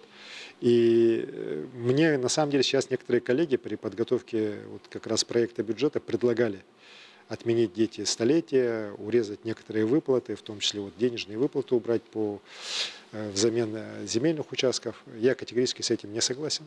Мы должны все-таки быть последовательны. Для нас, для страны в целом, если отойти от задач по победе в специальной военной операции, которая, безусловно, для нас самая важная для страны, одержать победу здесь, то с точки зрения таких долгосрочных задач вопросы демографии это крайне важны. Потому что мы, как страна, сможем идти вперед, только если население страны будет устойчиво расти. У нас, к сожалению, сегодня картина немножко другая, мягко скажем. И те положительные тенденции, положительные достижения, которые есть у нашей республики, мы обязательно должны сохранять. А если мы будем отменять то, что хорошее, что у нас есть, как мы тогда нашим семьям и молодым, и не только молодым, будем их призывать больше рожать детей. Здесь нельзя недооценивать все-таки и материальную сторону дела. Многие считают, что здесь не главные ценности, а деньги это потом. Да, может и так сказать, но все равно финансовая сторона, финансовая поддержка со стороны государства именно в вопросах семьи, детства, материнства, она абсолютно должна быть приоритетной.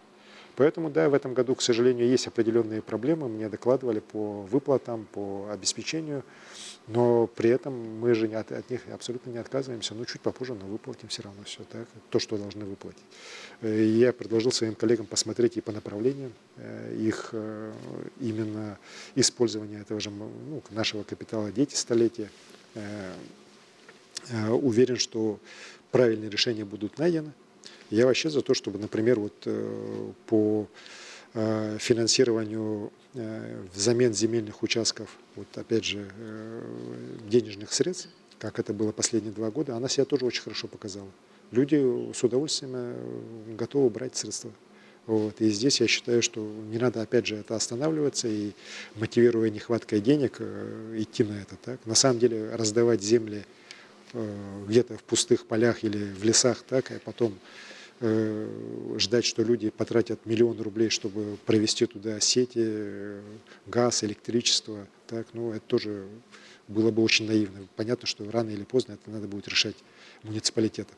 А муниципалитеты, что даже самые мощные наши муниципалитеты, как Якутск, они все равно приходят ко мне и начинают вот просить: Александр Сергеевич, обязательно нужно помочь. Так? Ну, я бы рад помочь, так, но здесь же надо, опять же, приоритизацию очень четкую делать. Поэтому здесь надо задача, вот еще раз говорю, по поддержке семьи, материнства и детства мы планку не должны снижать. Мы должны помогать и должны поддерживать. И мы это обязательно достигнем. Вот. И, конечно, я хотел бы поблагодарить всех тех, кто вот сегодня принимает такие решения, так, благодаря кому дети появляются, матерей, отцов. У нас коэффициент рождаемости сегодня, он все-таки один из высоких в стране. Мы 8-е место, вот по последним данным, 8-е место занимаем. Так? И по естественному приросту тоже в стране занимаем тоже достаточно высокое, вот 8-е место. Это важные, очень серьезные достижения. Они нам дались не очень просто так. Это и вот сокращение смертности, увеличение продолжительности жизни. Но здесь почивать на лаврах никак нельзя. Вот. Ну и, конечно, вот вопросы, еще раз говорю, появления новых поколений, более многочисленных, чем предыдущие. Это тоже вот стратегическая задача и государства в целом, ну и нашей республики в частности. Недаром наш президент вот на Восточном экономическом форуме, вот как раз, ну, вся страна это видела, я сам был немножко внезапно прозвучал, когда вот почему это у вас именно в Якутии вот так у вас получается. Ну, на самом деле, я потом подходили, руководители говорили, ну, хорошо ответили. Ну, на самом деле, так, мы в Якутии жизнь любим жить, так, и поэтому, конечно, вот и благодаря этому жизнь у нас продолжается и, уверен, будет дальше продолжаться. А мы все эти начинания поддержим.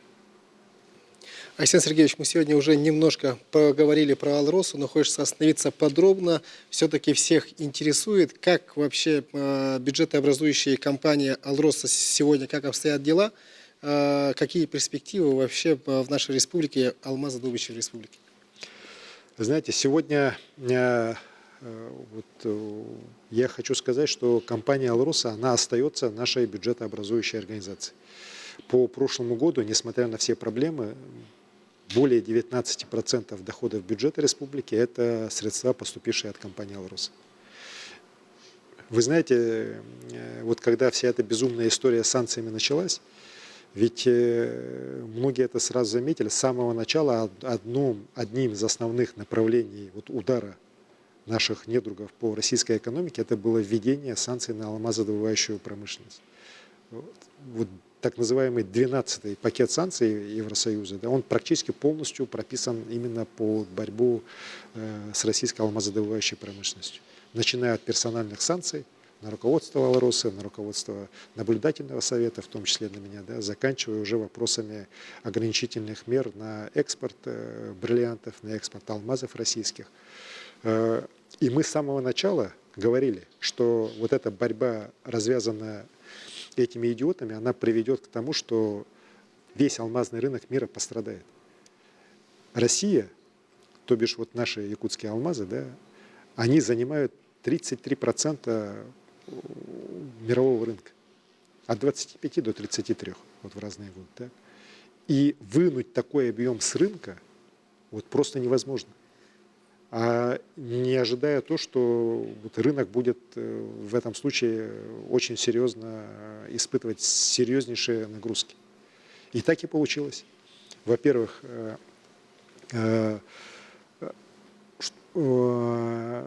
сразу воспряли производители синтетических алмазов. Последние годы они все-таки вот, до начала санкций они уже как бы смирились с тем, что у них есть свой сегмент вот, продукции из искусственных алмазов, которые они будут делать, продавать, зарабатывать на этом, но никоим образом сильно вот, конкурировать с природными алмазами они не смогут. Вот, там были экономические показатели. Ну, было понятно, что вот два рынка уже начинают правильно делиться. Вот.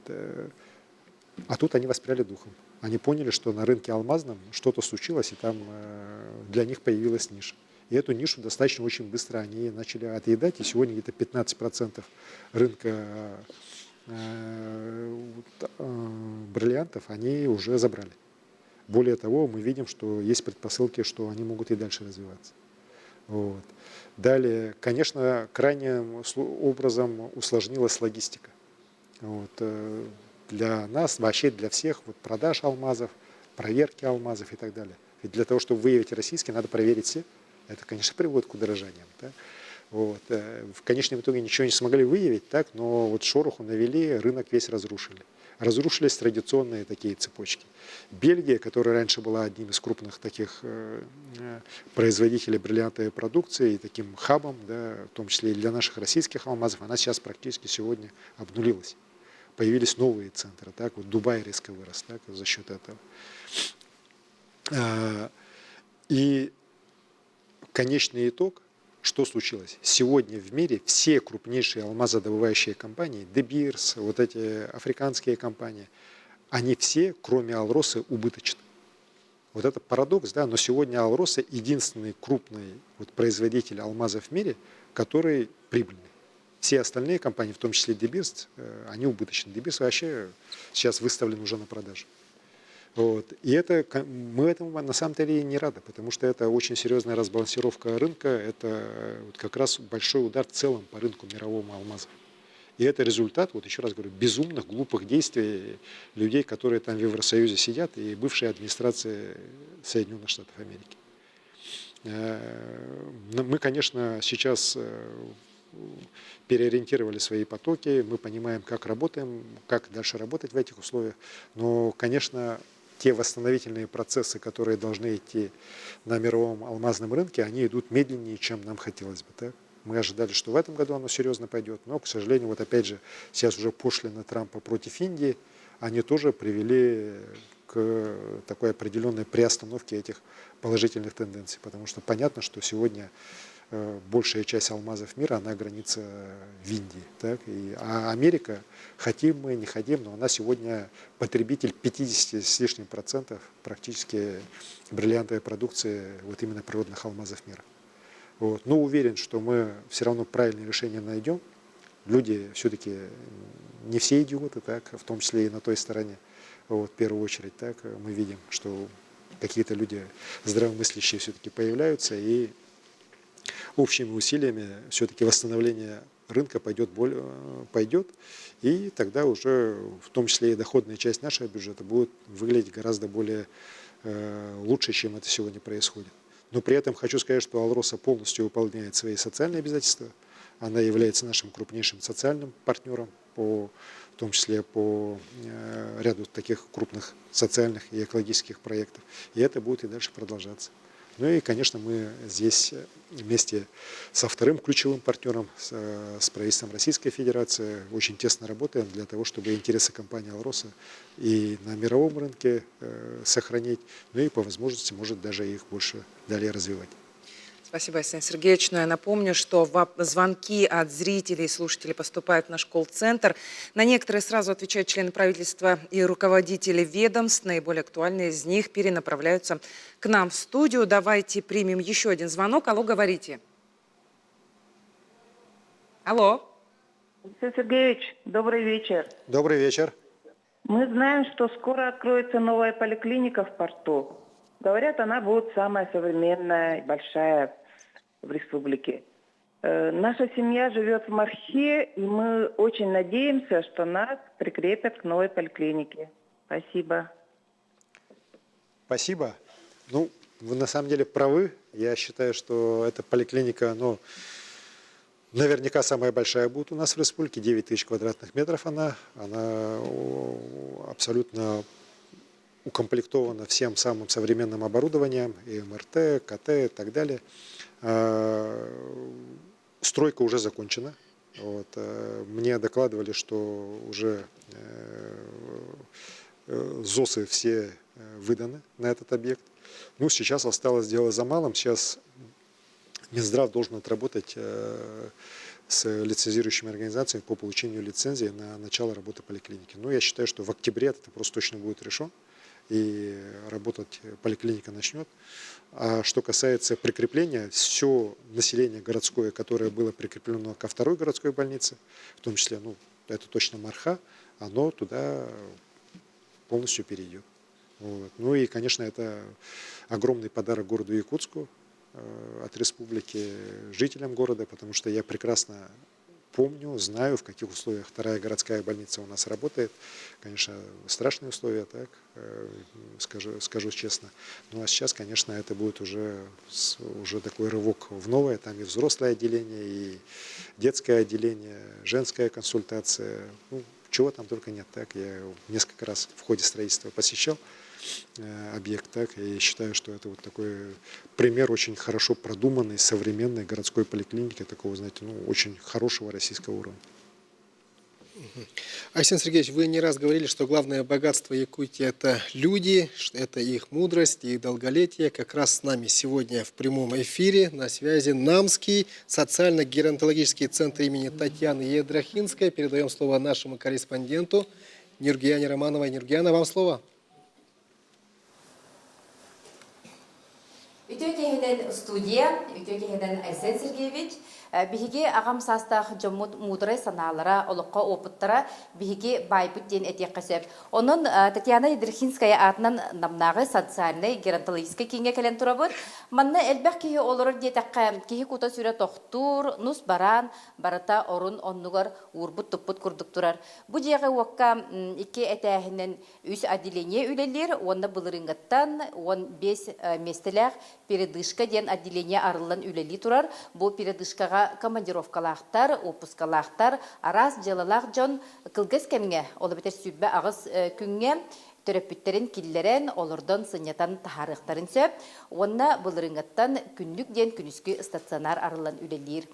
Бу жега уакка арас жылгалак жон түмсен олороллор интернат берт серге холоктоох, ким туох жарыктагынан аралжыяр, манна агыгоннартан таксыбыт састак жомут эмие баалар, кимтен да туохтан да халсыбаттар, олугу наха таптыллар, онтон кинилер сыняланнарын терьерге волонтердар келен Лехеллер, арас тәрәһеннәре ыталлар, бу сотору кеминен, болары турар кырҗагастар күннәрен көрсә белемнән хаҗаллар.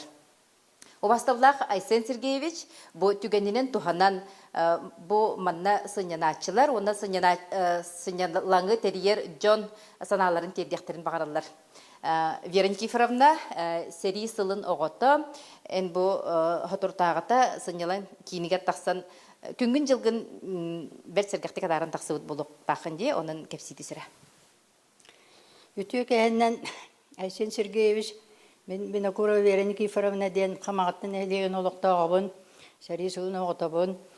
Мен бұл манна февралиттан ағылығыт нәхлене, ветераннарын нәхлене, сәри сылын оғыларын күтті үлелі сығалтат бұтәрілті күнүскү отделение дейіне ағын үлелетер. Бұ манна кәлін бейге 11 қонуққа сынянан бар бұппыт. Бұ бірге сынямы күргіттарым бұ үйері көті тұралылар. Иті көрдік, бұ манна бейге сынянар кәмметігер әлбә қарас мероприятиялары үйіппіттара, оздоровительный соғыз, исқағанақ, Или атақ қамсанарығар, сана сайдарығар, арас мероприятиялары үйіппіттара, онна арас темаларға беседа, дискуссия, оңыр бұттара, қолыбыра, юридической вопростарға, праватын көміскенерге, арас темаларға түгірдік, интүшірді интерегіней мероприятиялары үйіппіттара. Оны тағынан манна арас оңоқтары оңырылға мастер-кластары үппіттара, бейгіні үнкүйлетен, ұллатан, кәнсер оңықтыр бұттара. Еті көрдік бейгінен әме арас бұстапқалар оңықтыр бұттара. Еті көрдік бейгі бұл манна сүнянар кәмметігер бейбіт өлі нәқтар бүтін күтті кәлін кәпсетен, сәргәқсиен, арас темаларға үйерінен өй бүтін санабытын сайыннаран. Оны манна сынянар кәмметігер Себеп мақтанабыт. Онтон бу район никитич бияха волонтер, сынялаңы терячи, бу кайдак терибик ките сынялаңы олдуна. Уасабылак Айсен Сергеевич. Үдек яһанан. Намнагы кырдагастар онна инвалидтер волонтерская камсаһын терибиппит. Онтан тахасыл болла. Манна бейлере багат түләреннән кәлен арасталарына дөннөр кәлен кыттыны ылбыттыра. Онна ылаллар. Билеген беге онтан такка кругога ытабыт. Онна бебит телтебит ытар бары терәһәннәргәр аксионды кыттабыт. Ытабыт терисебит. Беге багабыттен атын социальный телтәргә бебит байоптын үлләстергә беләмиттен этебит. Арьон кидиш ихнерихин мақтал. Мақтал, студия.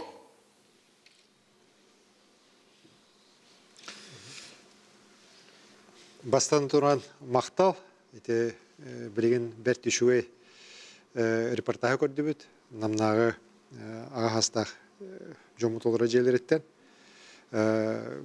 Вот сейчас репортаж, который был показан из Намского дома, где проживают наши представители старшего поколения, да, он показывает, что как коренным образом у нас меняется подход именно в этом вопросе. Сейчас мы стараемся строить вот именно такие дома с пониманием, что люди не просто там должны существовать, люди там должны жить активно, люди должны, знаете, даже в хорошем смысле сказать, даже дальше развиваться. И вот сейчас же бабушка вот Вероника Никифоровна говорит про то, что их не просто какие-то там мероприятия проводят, а учат, в том числе вот юридической защите. А это, кстати говоря, тоже очень важно, потому что сейчас, к сожалению, в эпоху, когда у нас вот тоже кибермошенничество и так далее развито, они же в первую очередь кого жертвами себе выбирают? Именно как раз представители старшего поколения, так, полагая, что они наименее защищены, в том числе и юридически. И вот то, что в этом нашем передовом учреждении социальном делается, я считаю, должно распространяться и на другие наши учреждения социальные. Очень правильный подход, я полностью поддерживаю. Мы будем и дальше такие объекты строить у нас в республике. И я рад, что в рамках федеральных проектов, в том числе вот национального проекта, новые такие здания у нас появляются. Сейчас у нас вот Якутске строится, так, и уверен, мы его скоро достроим. В Мегино-Кангаласском улусе тоже на стадии завершения. Так. И хочу подчеркнуть, что последние годы, благодаря вот целому росту продолжительности жизни, у нас люди стали жить намного дольше, и у нас много сейчас стало долгожителей. Вот телезрителям будет интересно узнать, для меня это недавно тоже самого стало таким очень приятным сюрпризом. У нас в республике сегодня 18 человек, которым уже больше 100 лет. 18 человек. И 1560 человек, я вот даже цифру запомнил, да, которые старше 90 лет. Вот. Это, и как раз нам цифры видны, что это количество вот и тех достаточно серьезно выросло за последние годы. Это говорит о том, еще раз говорю, что у людей растет качество жизни. И самое главное, чтобы, еще раз говорю, мы должны обеспечить, чтобы у людей было активное долголетие. Потому что если они активны, если они имеют возможность вот, общаться, разговаривать, чем-то увлечены, учатся чему-то, то они же помогают и в целом нашему обществу. У кого есть внуки, за внуками смотрят, внуков развивают, правнуков развивают. Даже общаясь между собой, решая какие-то вот свои задачи, они решают, в общем, задачи, которые стоят перед нашим обществом. Ведь старшее поколение – это носители очень таких, знаете, правильных ценностей.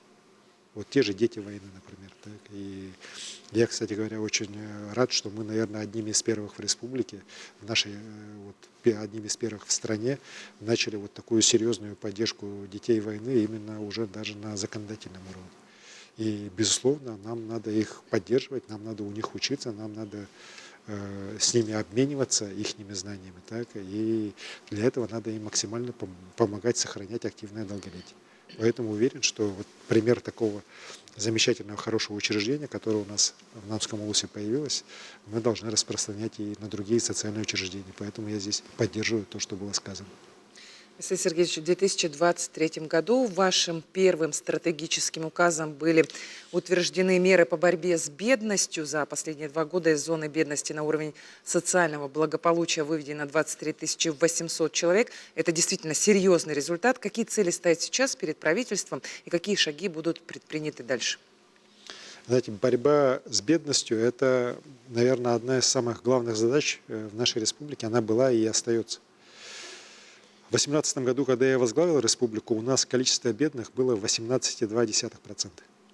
Мы постепенно эту цифру снижали. Вот. И в моем указе, который подписан, как вы правильно сказали, в 2023 году, сразу после вступления 2-й раз в должность главы республики, стоит задача довести ее до 7,6 к 2030 году. На тот момент она была, если не ошибаюсь, около 15%. Количество у нас в республике. Сегодня 12,8 по итогам 2024 года. То есть мы ее достаточно серьезно снизили, но говорить о том, что вот мы уже можем, опять же, вот почивать на лаврах, никак нельзя. У нас сегодня, что такое 12,8%? Это, вот считайте, 128 тысяч человек находятся за чертой бедности. И здесь понятно, что одними мерами материальными это просто не решить. Это такая очень серьезная проблема, которая должна волновать все наше общество. И вот здесь и бизнес, и общество в целом гражданское, и власть, естественно, да, они должны объединяться для того, чтобы создавать условия, чтобы помогать этим людям комплексно. Вот, по всему спектру, начиная от поддержки в области здравоохранения, здоровья детей, заканчивая уже переобучением и устройством на работу. Именно вот такой комплексный подход, как показывает мировой опыт, он именно только и дает положительное заключение. В конце концов, просто давать субсидии нигде в мире это не сработало. К сожалению или к счастью, не работает это. И именно поэтому у нас создан специальный проектный офис во главе с Георгием Михайловичем Степановым, зампредом правительства, который отвечает за реализацию данного важнейшего направления. Сейчас у нас в республике идет такой пилотный проект, скажем так, по 1000 многодетных семей, по выводу их как раз из зоны бедности путем, такого комплексного подхода, комплексной поддержки по самым разным направлениям, вплоть до персональных уже таких, скажем так, прикрепленных людей, консультантов, которые помогают им в самых разных вопросах. Еще раз говорю, начиная от переобучения и устройства на работу, заканчивая уже вопросами обеспечения здоровья детей. И уверен, что у нас получится. Еще раз говорю, мы видим положительную статистику, несмотря на все сложности, у нас бедность именно падает. Но здесь, еще раз говорю, решениями просто одной власти здесь не ограничиться. Мы здесь должны, как все общество, все-таки максимально помочь, в первую очередь, себе, для того, чтобы в нашем обществе бедных людей было меньше. Чем меньше бедных людей, тем жизнь будет в целом, она качество жизни вырастает. Мы должны помочь людям из этой зоны выходить. Больше 1,5 часов мы работаем в прямом эфире. Хотелось бы обратиться в колл-центр. Марферина, сколько всего звонков поступило за это время? Спасибо. Центр управления регионом по Якутии сообщает, что на данный момент поступило почти 1500 вопросов. И я хочу отметить, к примеру, на предыдущей прямой линии на протяжении всего эфира было задано 1437 вопросов, то есть наши жители активизировались. Задействованы все каналы мессенджера. Это мессенджер МАКС по номеру 914-279-2262, а также чат-бот в Телеграм, это вопрос главе Якутии, и наш колл-центр по номеру 320111. Спасибо. Студия. А мы принимаем следующий звонок. Говорите. Алло, мы вас слушаем. Алло, говорите.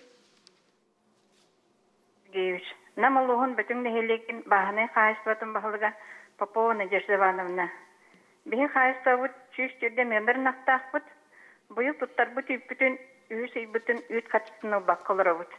Эти тыын вопрос қахан бағарылары, намы ғылуғын үйтмен дәріктанар бағыны хайстабаларын аттырыттан, әйеха аспыт үйге эти тұғынан сұрық үппіт. Спасибо. Вопрос касается средств, которые должны идти по субсидия на молоко. На сегодняшний день у нас субсидия на молоко профинансирована на 65% по республике. Но учитывая то, что в этом году результаты гораздо лучше, чем в прошлом, мы идем где-то с опережением на 5 с лишним тысяч тонн. То есть в прошлом году на этот период было где-то 48, сейчас уже 53 тысячи. Так? Где-то уже процентов 81 уже исполнение есть. И, конечно, вот этот разрыв, он имеется. И где-то в каких-то районах он больше, в каких-то меньше. Но вот 3 месяца, конечно, это многовато. Я переговорю с Минсельхозом и Минфином, чтобы посмотрели по Намскому улусу, что там происходит. Но, еще раз говорю, мы обязательно все эти решения должны выполнить. То есть люди, которые сдали деньги за молоко, они его получат. Да? И еще раз говорю, вот положительное такое уже действие принятого закона о передаче полномочий местному самоуправлению, оно, на мой взгляд, очевидно. Мы сейчас видим, что там, где районы в это дело очень серьезно погружаются, там результат хороший. Мегино-Кангаласский улус, глава Тихонов, так, Дмитрий Иванович, они уже годовой план выполнили. Уже за 100%. А Мегино-Кангаласский улус, на минутку, это один из крупнейших наших сельхозулусов. Так? Хорошие показатели у других районов, которые практически уже подбираются к выполнению плана.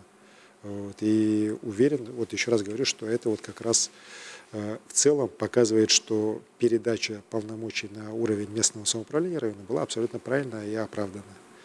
И наше дело здесь уже поддержать и те средства, которые заложены в бюджете, их полностью довести до непосредственно самих районов. По Намскому улусу я надеюсь, сейчас министр сельского хозяйства наш прямой эфир смотрит, и министр финансов, в принципе, несмотря на все сложности, надо по сельхозникам большие задержки по доведению средств не устраивать. Арсений Сергеевич, в этом году мы отмечали 80-летие Великой Победы. В республике прошли сотни мероприятий в честь празднования этой даты. Давайте посмотрим, как это было.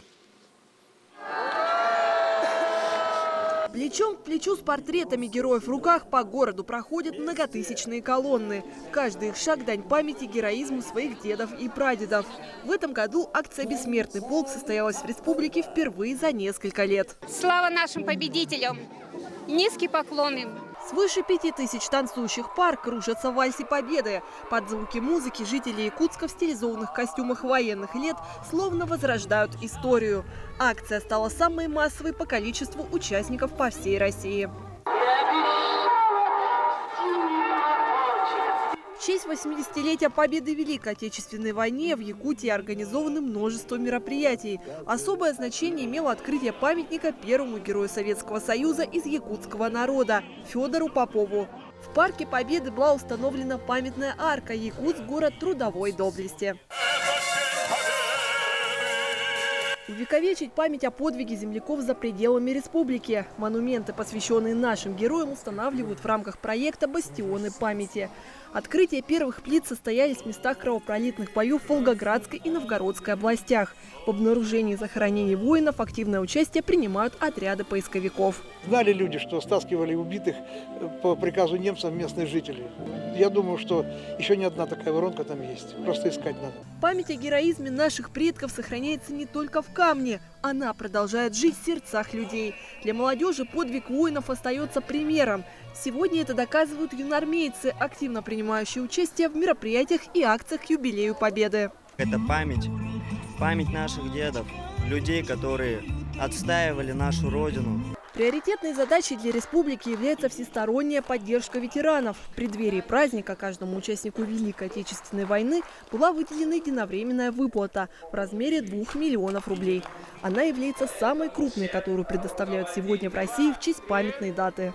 Руководитель нашей республики Арсений Сергеевич и его команда работает в интересах народа. И желаем им дальнейшего успеха. Героически сражаются в зоне специальной военной операции потомки победителей. Участник СВО, член легендарного экипажа танка Алеша Филипп Евсеев получил звание Героя России на Курской земле. На месте крупнейшего танкового сражения, участие в котором принимал его дед. Ваш дед участвовал на Курской дуге. Здорово. Вот это и есть связь поколений, это и есть наш генетический код защиты Отечества. В настоящее время в Якутии уже 12 героев России, отличившихся за боевые заслуги в зоне специальной военной операции. Защита Родины всегда была и остается священным долгом. Победа в Великой Отечественной войне 80 лет назад стала символом мужества и стойкости. День Победы объединяет весь многонациональный народ России. Юбилейный год был объявлен президентом страны Владимиром Путиным годом защитника Отечества, а в Якутии указом главы республики – годом защитника Родины. Это дань уважения великим ратным подвигам предков и всех, кто сегодня защищает страну. Арсений Сергеевич, участниками мероприятий 80-летию Победы стали сотни тысяч якутян. Ключевые торжества и главные события уже состоялись.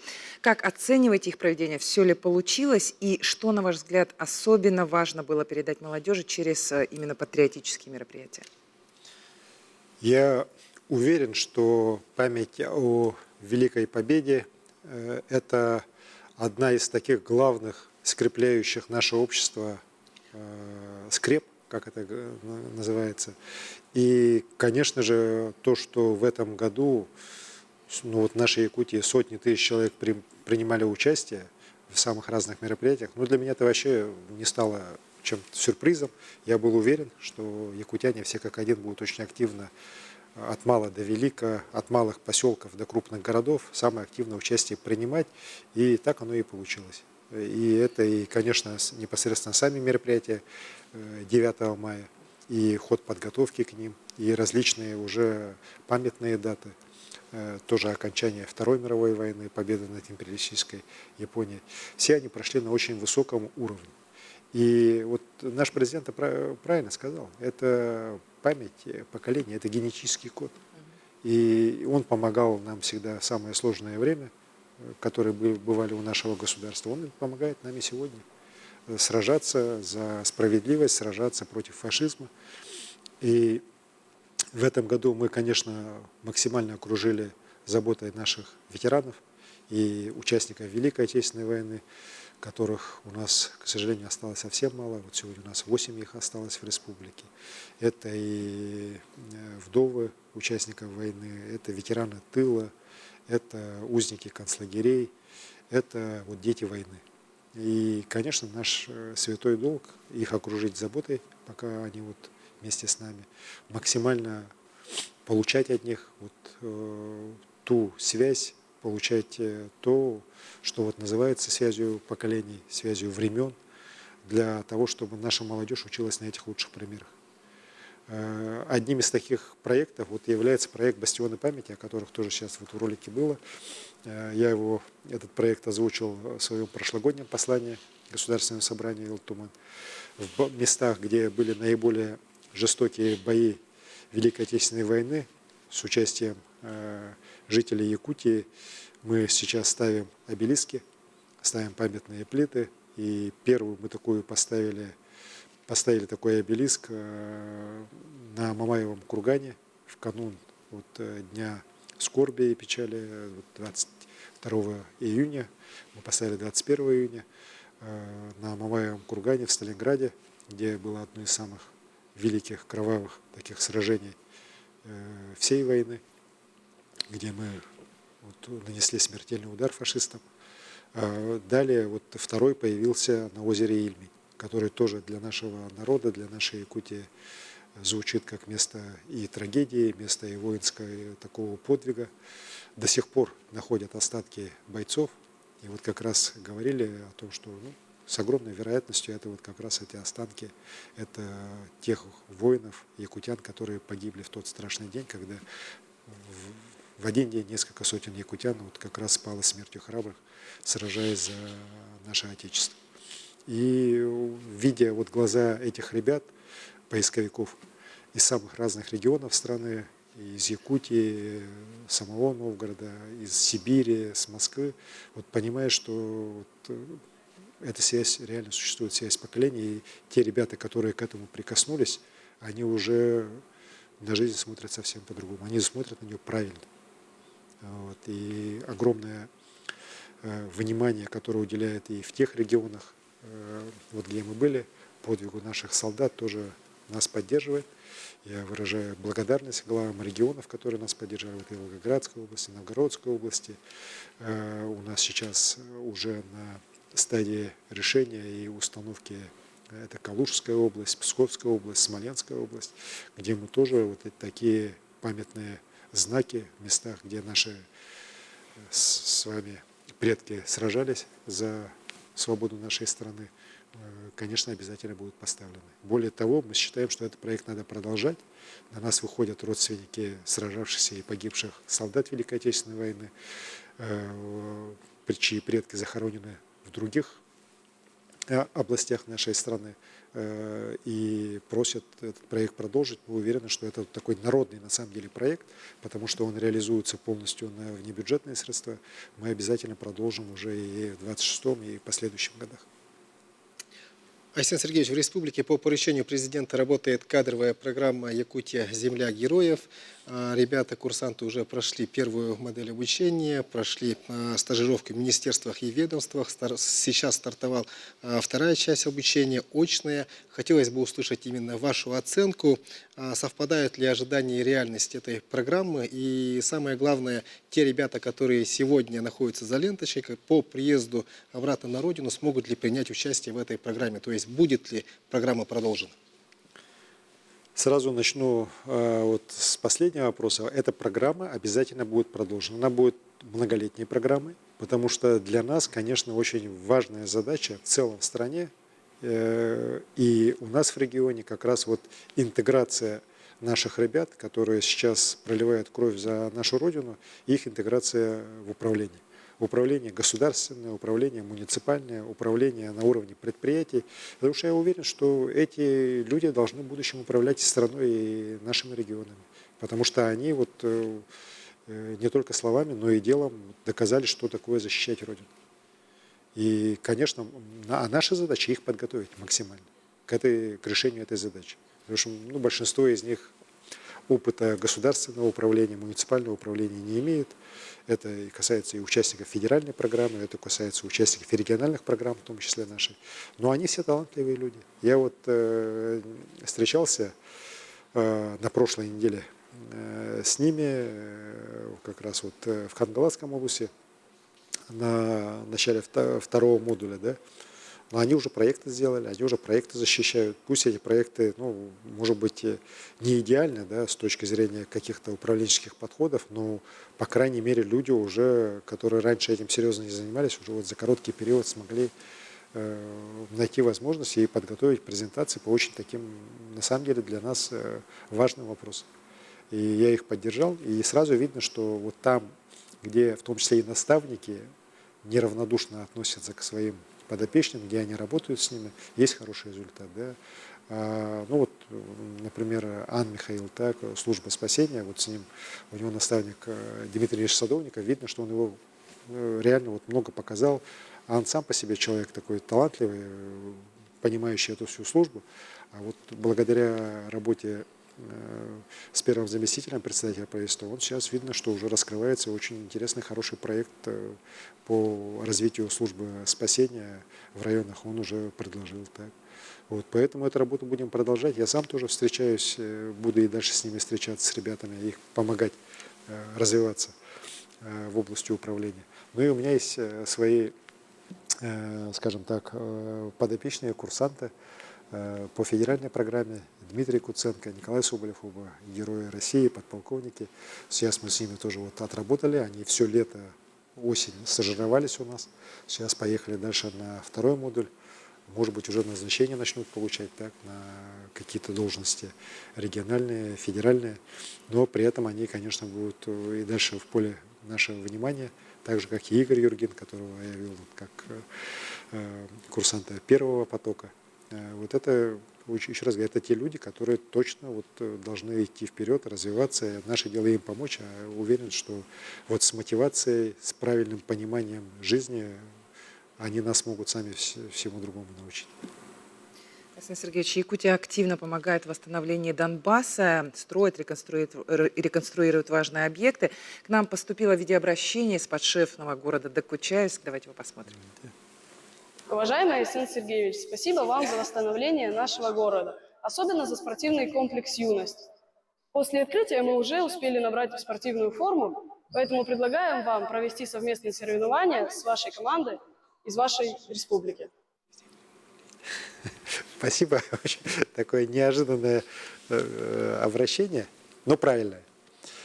Вот этот спорткомплекс, когда мы приехали в Докучаевск первый раз, когда нас сюда перебросили после того, как мы в Кировском задачи основные решили, конечно, он производил очень удручающее впечатление.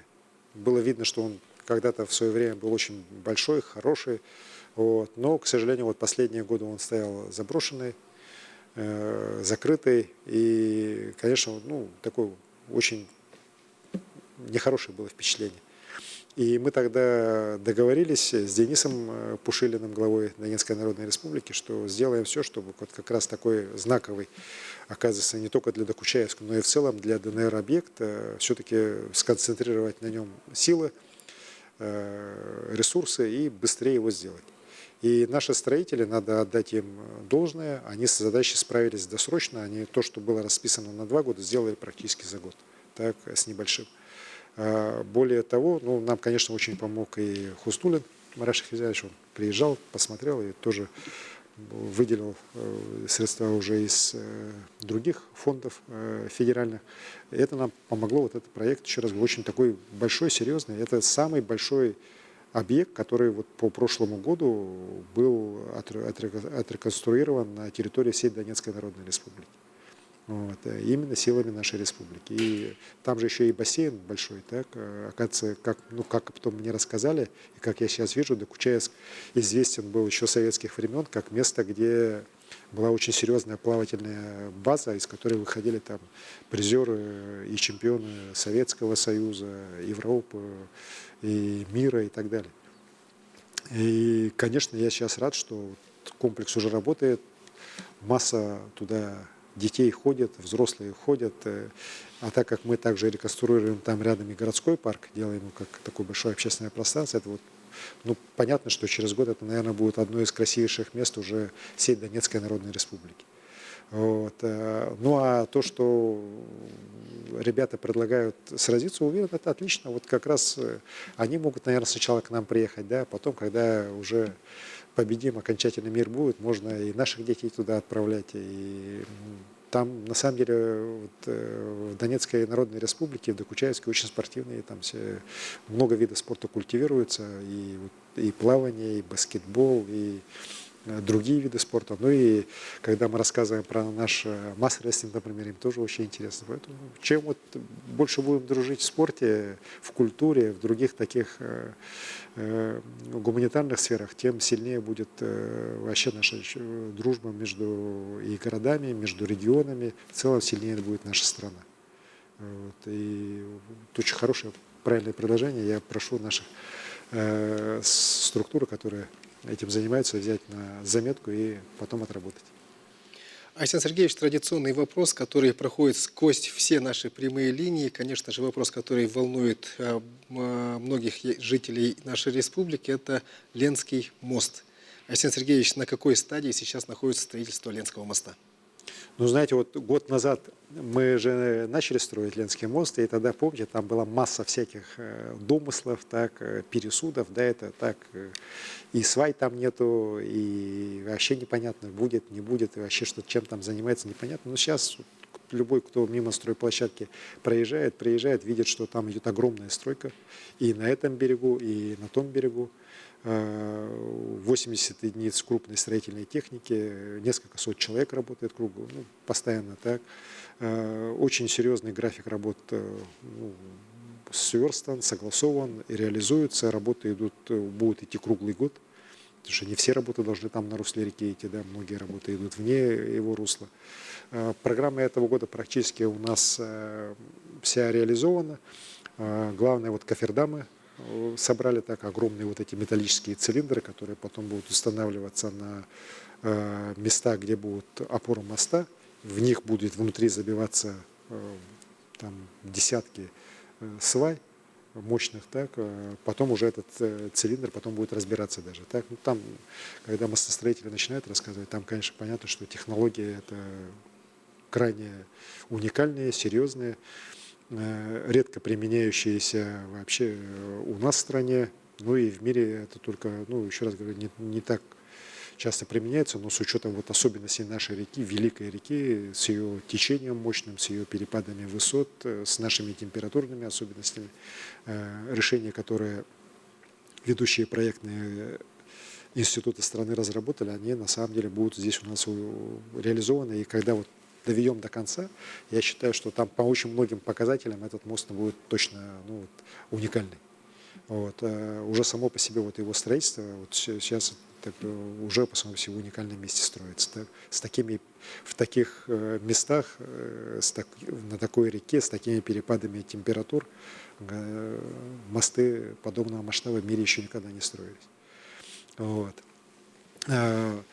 В этом году на левом берегу здесь уже одна из опор моста, вот крайняя, будет уже строиться для эстакады. На той стороне сейчас там вот проезды, отсыпка идет для эстакад. В следующем году кофердамы должны быть уже установлены на самом русле реки. То есть все идет по плану. Конечно, такое, это еще раз говорю, стройка мирового масштаба. Я вот когда читаю иногда вот этих дилетантские рассуждения некоторых людей, которые в жизни, наверное, мостик даже через уручение построили, да, это просто, ну, иногда смешно, иногда горько, да, обсуждают, не понимая даже, о каких вещах здесь идет речь. Что касается финансирования программы этого года, ну, со стороны Федерации полностью выполнено. Надеемся, что и мы со стороны республики вот после окончательных согласований некоторых параметров с федеральным центром тоже будет полностью исполнено. Поэтому идем вперед, тут останавливаться уже, как говорится, нельзя, да и некогда останавливаться, надо идти вперед, мост строить. Александр Сергеевич, вы уже давали свою оценку сентябрьским выборам органов местного самоуправления. А как, по вашему мнению, повлияет на систему выборности и дальнейшая реализация реформы местного самоуправления в республике? Я считаю, что после того, как была поддержана российским народом изменение Конституции Российской Федерации в 2021 году, когда была провозглашена единая система публичной власти, конечно, реформа местного самоуправления, она абсолютно назрела. Вот, и поэтому был принят соответствующий федеральный закон. При этом хочу отметить, что после достаточно серьезных дискуссий было принято решение, что формирование самой системы местного самоуправления в регионах отдается уже, как говорится, самим субъектам. Сам субъект определяет, какое у него будет самоуправление местное. И с этой точки зрения многие регионы сейчас, мы видим, переходят на одноуровневое местное самоуправление, на уровень, когда муниципальные округа создаются, без отдельных на уровне поселков органов местного самоуправления. В этом, конечно, есть свои плюсы, безусловно, но есть и минусы. Мы достаточно много на эту тему разговаривали и с депутатами Илтумен, я со многими главами местного самоуправления, с нашими общественниками, с руководителями республики прошлых лет тоже разговаривал, советовались, да, потому что разные были мнения. Да, и еще раз говорю, с точки зрения простоты управления, одноуровневая модель, она, конечно, гораздо более выигрышная. Вот. Но принимая в учет наши традиции, нашу сложившуюся систему территориально-административного отделения, нашу удаленность многих населенных пунктов от районных центров, когда между ними не десятки, а многие сотни километров, так, и когда для решения каких-то задач на местном уровне абсолютно необходимо наличие там органа местной власти. Мы приняли решение, что у нас в республике двухуровневая система местного самоуправления остается. И поэтому, когда сейчас, опять же, некоторые не очень умные люди пытаются народу сказать, что вот, все, конец местному самоуправления больше нет, у нас все изменяется. Да у нас вообще ничего не меняется в республике. У нас как было 2 уровня местного самоуправления, так и осталось. Как были органы местного самоуправления на уровне наследников, так и они останутся. Как были у них там свои полномочия, так они у них и остаются. Вот. Ничего не меняется. Вот с точки зрения самого каркаса. Другой вопрос, что сейчас уже на федеральном уровне определено, что главы административных центров субъектов, то есть в нашем случае Якутска, они избираются советом депутатов городским по представлению высшего должностного лица региона. То есть я представляю кандидатуры в Гордуму города Якутска, и оно уже соглашается с этой кандидатурой или не соглашается. Вот. А можем предложить 2 кандидатуры, чтобы они выбрали лучше. Это уже, как говорится, мы должны уже на уровне субъекта решить. Вот. А вот по уже главам районов и главам, например, поселков, мы должны принимать уже решения сами, так как нам эту систему создать, как нам эту систему дальше ее трансформировать или менять. Было много разных мнений, и вот сейчас основная идея, которая поддерживается абсолютным большинством и людей, населения, и главами, и депутатами, о том, что главы районов также должны избираться районными советами по представлению главы республики, а уже главы поселков должны избираться поселковыми советами по результатам работы конкурсной комиссии. А конкурсная комиссия уже должна формироваться на паритетных началах главой района и уже непосредственно самим поселковым советом. Я считаю, вот такая модель, которая во многих субъектах существует и очень хорошо себя зарекомендовала для наших условий, абсолютно понятная, ясная. И вот если говорить об изменениях, то здесь, конечно же, резко, просто очень резко возрастает роль депутатов. У нас не секрет, во многих поселках особенности, да, найти депутатов даже бывает трудно, так, чтобы избрались. Вот, люди не хотят. Вот. Но сейчас именно от депутата будет зависеть очень много. У них реально появляется вот то, что называется властью. От них реально зависит, как будет меняться жизнь в их поселке. И мы уверены, что в этом случае, конечно, качество депутатского корпуса на местах будет серьезно расти. Это будет уже реально те представители народа, которые будут как раз решать, как тому или иному населенному пункту муниципального образования дальше развиваться. Ну и на районном уровне то же самое. Поэтому я считаю, что это наоборот, как раз с точки зрения развития народовластия, это очень правильное, серьезное такое будет решение. Уверен, что такое решение мы подготовим, обсудим, и до конца года мы должны его обязательно принять. Для того, чтобы уже со следующего года наше законодательство полностью отвечало федеральному, и мы могли дальше двигаться вперед в интересах всех граждан республики. Спасибо, Айсен Сергеевич. У нас еще один телефонный звонок. Добрый вечер, вы в эфире. Айсен Сергеевич. Мен хаңас майятыттан Валентина Дмитриевна Мартынова денерiyeri. Мен манна кыйтылаакпын. Бый хайын өрүгү туратор сулус дентелекте беккөлөлөдү. Сыанабыт да түстө. Эндегенен иринеңер аяначы жондура сергет абранды. Эхил кайдак болой. Бу телекте 25 катедрынан ситемин биспакка иринеңер олорочу жондуру саа сайын күн туратактары до. Махтал Болон, Валентина Дмитриевна. Вопрос от жительницы села Мая, Валентина Дмитриевна, о перевозках через реку. Вот, потому что пока мост строится, да, все равно перевозки через реку будут востребованы. Да и потом, даже когда мост появится, я все равно уверен, что определенное движение водное у нас здесь, в районе Якутска, все равно будет. И в этом году появилась компания «Сулус», на Кангалском устье, которая составила очень серьезную конкуренцию традиционным перевозчикам, которые многие годы здесь уже работали. Так? И я всегда говорю, конкуренция – это всегда хорошо.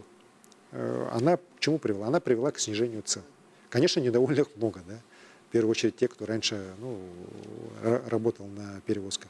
Но население это выиграло. И вот жительница Вера Дмитриевна тоже говорит, цены стали дешевле.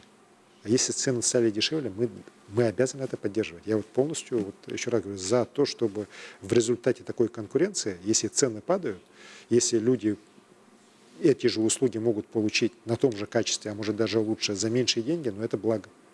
И это вот настоящая как раз честная рыночная конкуренция. Поэтому я считаю, что у компании правильный подход.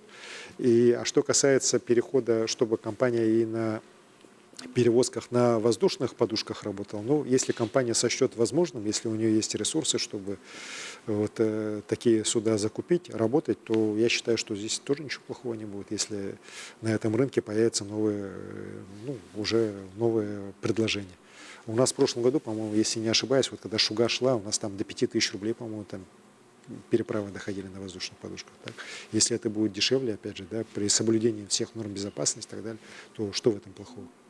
Кстати говоря, хочу сказать, что у нас вот как раз в скором времени эти же перевозки начнут работать. У нас на станции Намыф, в 203-м, там сейчас как раз заканчивают уже обустройство железной дороги Якутии такого, уже современного пункта ожидания, скажем так, теплого, с комнатой матери ребенка и так далее. То есть уже такой современный, тоже соответствующая уже логистика тоже появляется, так, для вот этого бизнеса, что в наших условиях тоже очень востребовано.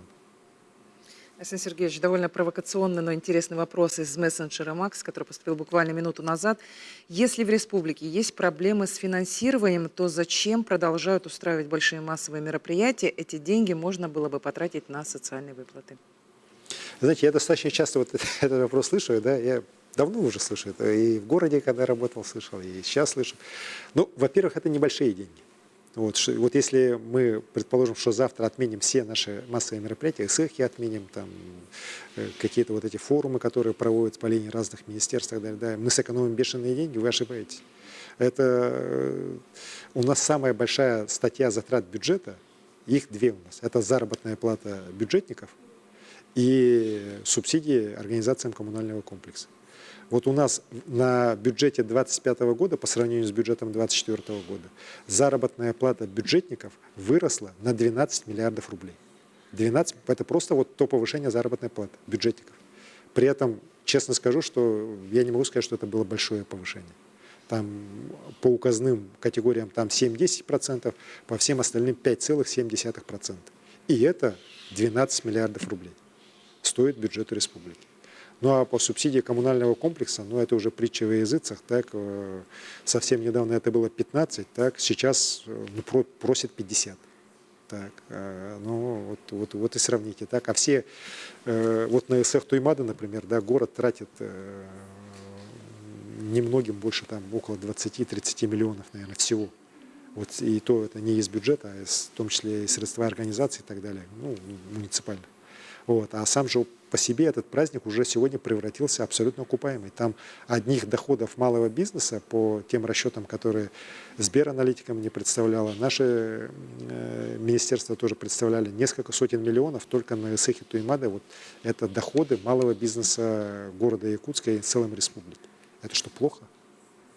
Вот. Ну а если взять вообще с большой точки зрения, да, то, знаете, ведь не зря еще древние сказали, что народу нужны хлеб и зрелище, потому что это объединяет людей. Это же вот СЭХ Туймада, тот же СЭХ Уланхо, например, которым в этом году на очень высоком уровне в Нерюнгри провели. Они же объединяют людей, там население меняется, там атмосфера меняется, вот, общественная. Так? И, конечно, вот то, что...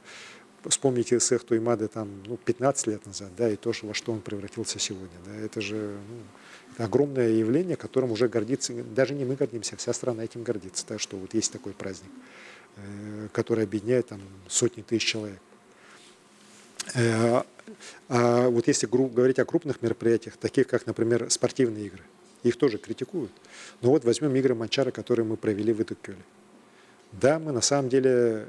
очень серьезные вложения сделали не только в спортивные объекты. Мы очень много вложили в целом в инфраструктуру Итуккёля. Но, коллеги, мы вот еще лет 5 назад, да, село Итуккёль, центр Татинского улуса, он производил очень печальное впечатление. Вот. Многие же там были, знаем. Так. И это то, что мы называем колыбелью якутской литературы, центром якутской культуры. Вот.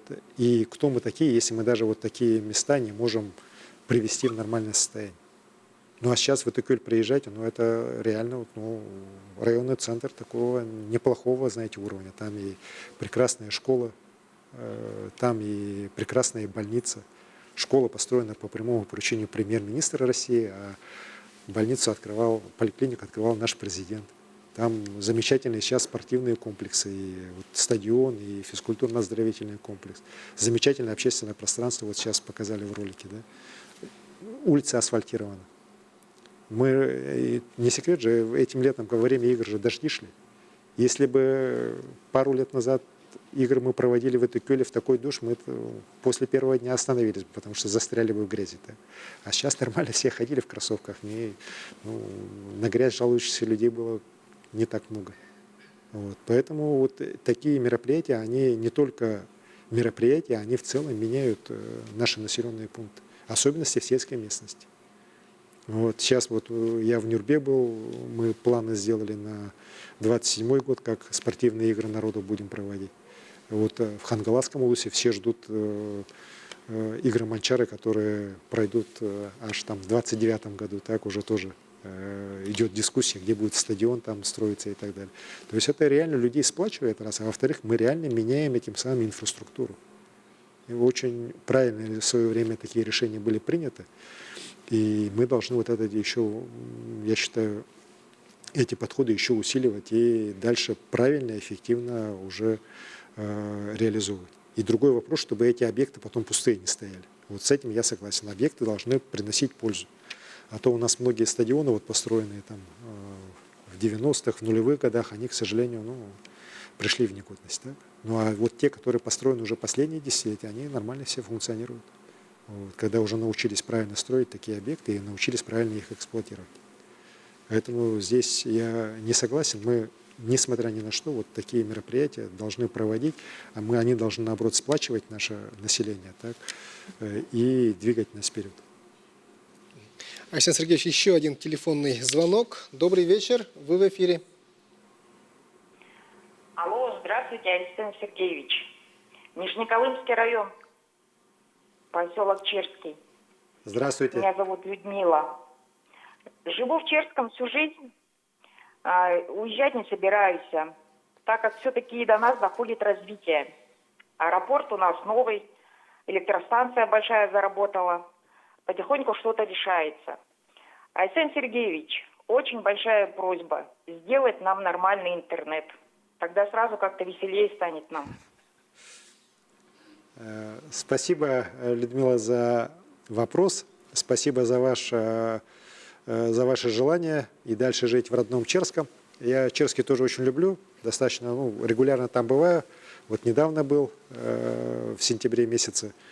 И, конечно, вижу позитивные изменения, которые есть, особенно вот в связи с появлением практически нового аэропорта, новой полосы, вводом в строй вот новой электростанции, красивой, современной. Так. Люди меняются. Уверен, что в ближайшие годы мы с Ярославом Бандером там же согласовывали с главой района, также программу вообще в целом по реновации вот этих кварталов, многоквартирных домов. Ну и, конечно, вопросы связи. Интернет у вас очень крайне медленный, его практически нет, можно сказать, иногда порой. Да. Сейчас решение этого вопроса у нас будет через реализацию проекта «Синергия Арктики». Проект очень серьезный, он вошел сейчас в перечень проектов таких инфраструктурных Российской Федерации на период до 30 года. Финансирование со стороны Российской Федерации уже предусмотрено. Даже в этом году уже серьезные средства могут до нас быть доведены. И в рамках этой программы 62 населенных пункта Арктической зоны Якутии должны быть оснащены уже интернет-связью. Главное, конечно, это оптоволоконные линии связи, которые будут пролегать через все районные центры, многие населенные пункты арктических наших районов. И в Нижнеколымский район, в Черске, в частности, мы должны дойти до конца 2028 года с этой оптоволоконной линией связи. Ну и там она будет закольцовываться с Северным морским путем, с Чукоткой она будет также связываться. Ну, в общем, такой достаточно серьезный, грандиозный план по прокладке новых магистральных линий связи у нас в стране реализуется именно в нашей республике. Мы этот проект тоже достаточно упорно двигали последние 4 года, можно сказать, и вот наконец-то благодаря поддержке и президента, и правительства страны он уже начинает реализовываться. Поэтому очень надеюсь, что интернет до конца 2028 года уже точно у вас оптоволокно появится, все будет летать. Просто некоторые с печалью мне говорят, что вот в Черском, когда сейчас по улицам ходишь, видишь, что очень много детей на улице играет. Вот, и многие говорят, вот сейчас интернет придет, все дети будут сидеть в телефонах, на улицах никого не будет. Но хотелось бы, что все-таки, несмотря на появление интернета, детей на улицах не только Черского, но и других наших населенных пунктов все-таки становилось больше. Александр Сергеевич, в МАКС приходит большое количество сообщений про ремонт автодорог, и самыми популярными являются вопросы о дорогах Мухтуя и Колыма. Ну, понятно, потому что это наиболее такие у нас загруженные дороги, и Мухтуя, и Колыма, к ним достаточно большое внимание. Вот по Мухтуе хочу сказать, ну, она пока у нас региональная дорога, мы сейчас ведем активно ее реконструкцию. По нашим планам, до конца 2028 года мы должны ее полностью реконструировать, дорогу Мухтуя. Сейчас туда заходят новые подрядчики, вот, и как раз мне пишут многие жители республики. Вот сегодня один мой хороший знакомый написал, что вот новая компания, которая там начала работать, там, по-моему, сеть-Т зашло, вот на ее участке уже очень разительно в лучшую сторону, например, картина изменилась так лучше. Ну и по другим участкам тоже хорошие подрядчики заходят, поэтому по Мухтуе вот та печальная картина, которая была последние годы, она, я уверен, изменится. Вот. Ну и если говорить вообще о перспективах, мы сейчас ведем очень большие работы все-таки, чтобы Мухтуя потом была передана в федеральную собственность, ну и в дальнейшем это стало составной частью автодороги Вилюй. Вот. По Колыме хочу сказать, что здесь работы тоже не будут останавливаться. В той же вот программе по инфраструктуре опорной Российской Федерации как раз дорога Колыма и ее реконструкция входит. И мы надеемся, что в ближайшие годы темпы все-таки реконструкции ее, так, они не будут замедляться, как это произошло последние годы, а наоборот ускорятся. Вот и в Татинском улусе, и в Тампонском улусе так работы будут идти, и в Аймиконском районе. Ну и, конечно же, сейчас тоже мы достаточно активно обсуждаем это строительство моста через Алдан. Тоже, который крайне нужен для и этой дороги, ну и с точки зрения вот как раз соединения Магаданской области, нашей восточной части республики уже с другими регионами, в том числе нашей страны. Александр Сергеевич, вы сегодня уже 2 раза говорили про ЖКХ, но все-таки надо, мне кажется, остановиться на этом вопросе, потому что несколько вопросов приходит на эту тему. Например, пишут конкретно вот с большими буквами, что происходит с ГУП ЖКХ. Читаем разные новости, волнуемся. Это единственное предприятие, которое обеспечивает теплом наше село. Вот самое главное в этом вопросе, это последнее, так, то, что ГУП ЖКХ обеспечивает теплом все село. Соответственно, это для нас стратегическое предприятие.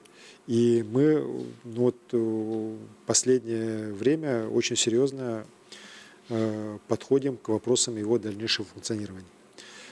С точки зрения производственной деятельности ГУП ЖКХ на сегодняшний день все поставленные задачи решил. То есть везде завоз обеспечен, все котельные заработали, тепло везде подано. Так? То есть для потребителей тепла ничего не должно измениться.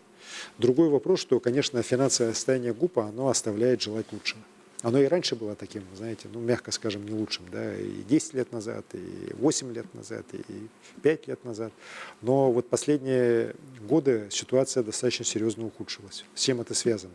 Ну, во-первых, вот эти субсидии коммунального комплекса, их нехватка в бюджете в прошлом и в этом году, она реально по ГУПу ударила. А во-вторых, это высокая процентная ставка, ключевая Центробанка, привела к тому, что на завоз компания вынуждена привлекаться уже, если раньше там по 10% годовых брали, то сейчас в этом году там 26% годовых. Учитывая объемы, которые ГУП завозит, да, разово, это вот эти процентные ставки, конечно, огромные цифры составляют. И, безусловно, здесь и правительство сейчас должно очень серьезно ГУПом ЖКХ заниматься. Я коллегам уже не раз делал замечание, что все-таки как-то ГУП сам по себе, МинЖКХ само по себе, правительство само по себе, а в конечном итоге могут пострадать люди. Вот этого допустить никоим образом нельзя. При этом еще есть и вопросы, вот, связанные не сколько с ГУП ЖКХ, а связанные именно с этими субсидиями коммунального комплекса и их размером. Потому что та комиссия, которая была создана по моему распоряжению, которая начала работать, она на самом деле, вот сейчас ее результаты я уже получаю, часто встречаюсь с членами комиссии и вижу, что у нас есть очень много возможностей реально вот эти субсидии снижать, в том числе через более активное инновационное как раз развитие этой отрасли. Мы не должны привязываться к единой модели, которая нормально работала там, скажем, 50 лет назад, да, и считать, что вот система отопления централизованная, она должна быть вот такой и никак по-другому. Ведь газификация, она сегодня позволяет нам как раз очень серьезно децентрализацию проводить, когда у каждого частного дома будет, ну, и это и делается, свой ввод, своя печь, да, газовая для отопления. И когда для каждого объекта, в том числе социальных объектов, могут быть мини-котельные, так называемые котлы наружного размещения. Вот. И это вот сейчас уже при поддержке бизнеса, при поддержке народных депутатов, в частности вот Федорова Виктора Николаевича, в Горном Улусе начинает реализовываться. Мы с Виктором Николаевичем разговаривали, и с Никитой Викторовичем разговаривал, я с главой района. Он у нас тоже очень прогрессивный глава, и недаром вот Горный район у нас в рейтинге инвестиционном каждый год занимает первое место. Не город Якутск, там, не какие-то другие промышленные районы, да, а именно Горный район.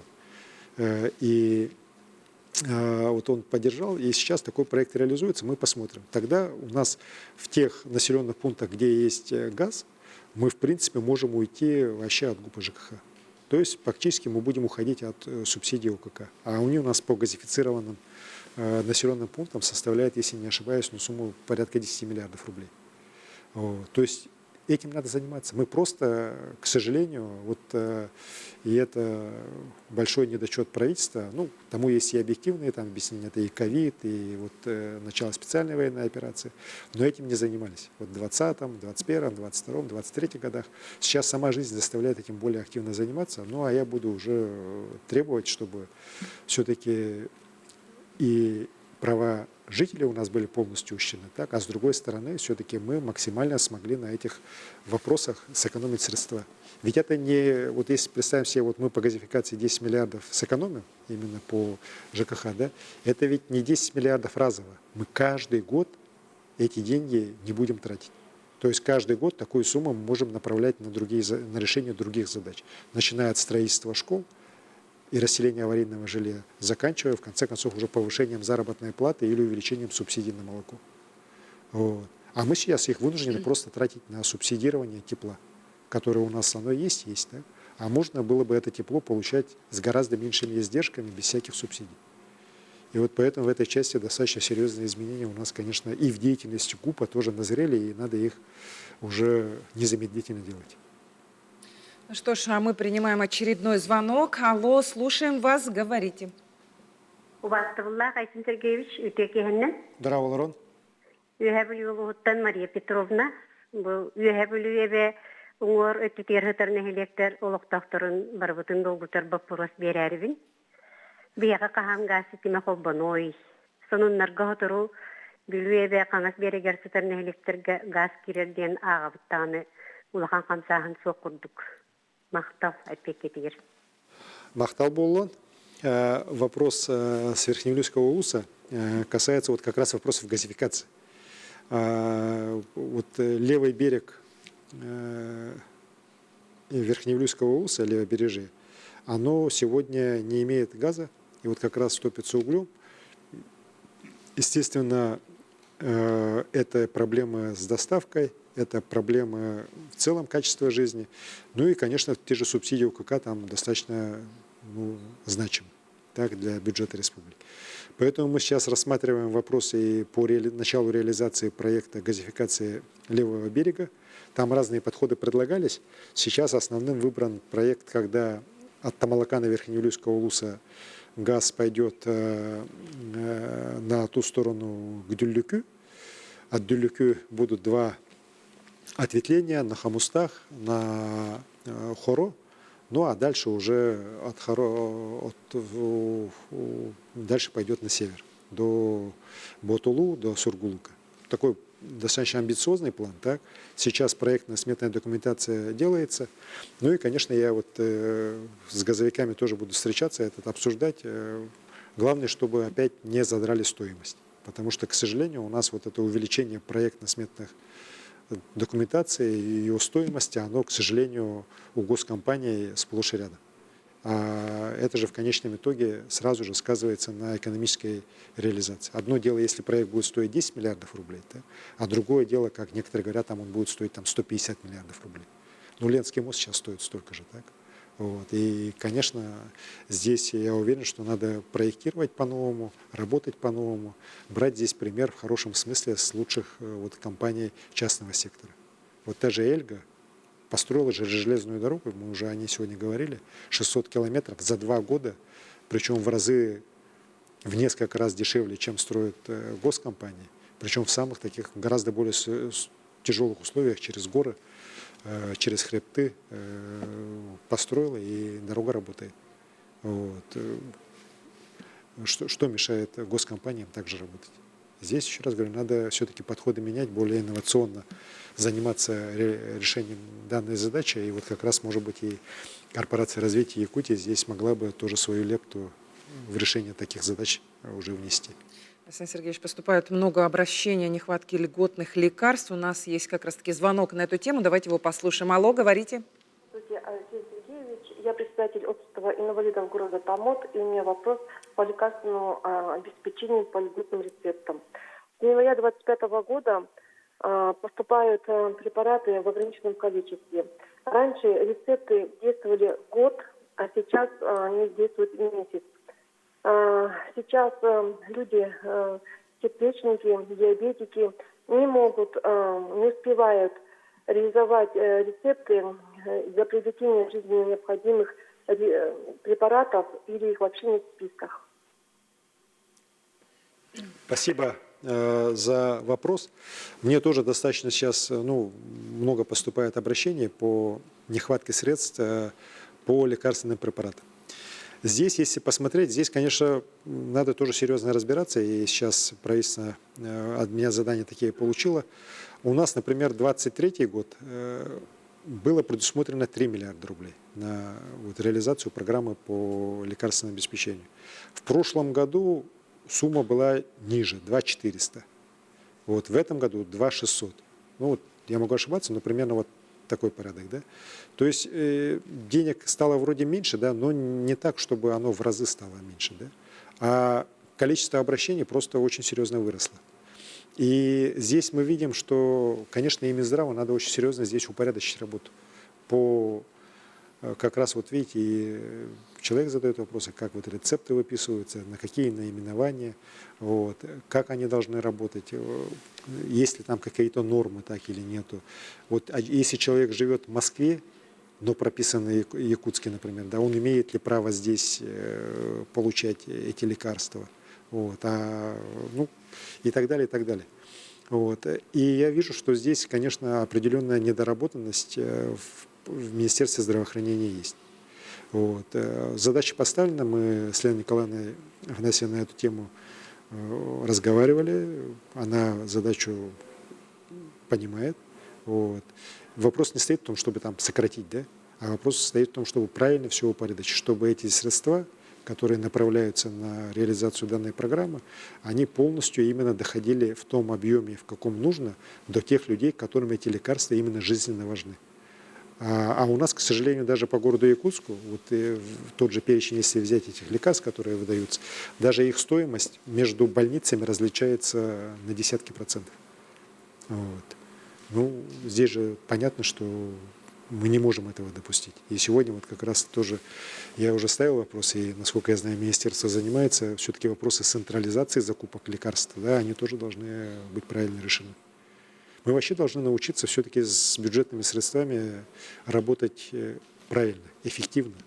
То есть достигать меньшим количеством больших результатов, а не просто ими разбрасываться. И еще раз говорю, вот, когда внутри одного города одно и то же лекарство стоит намного где-то дешевле, а где-то дороже, да, ну, и притом и туда идут деньги государства, но это точно даже с точки зрения надзорных органов вызывает ряд вопросов. Александр Сергеевич, завершается пожароопасный сезон. В этом году мы заметили совсем другую динамику. Многие пожары тушились в первые сутки. Мы заметили, вот жители многих районов в этом году практически не было или вообще не было дыма от пожаров. Да? Вот как удалось добиться таких результатов? Ну, мы недавно с Дмитрием Ильичем Садовником обсуждали это, так, и пришли к выводу, что этот год реально, наверное, лучший за многие десятилетия именно с точки зрения борьбы с лесными пожарами.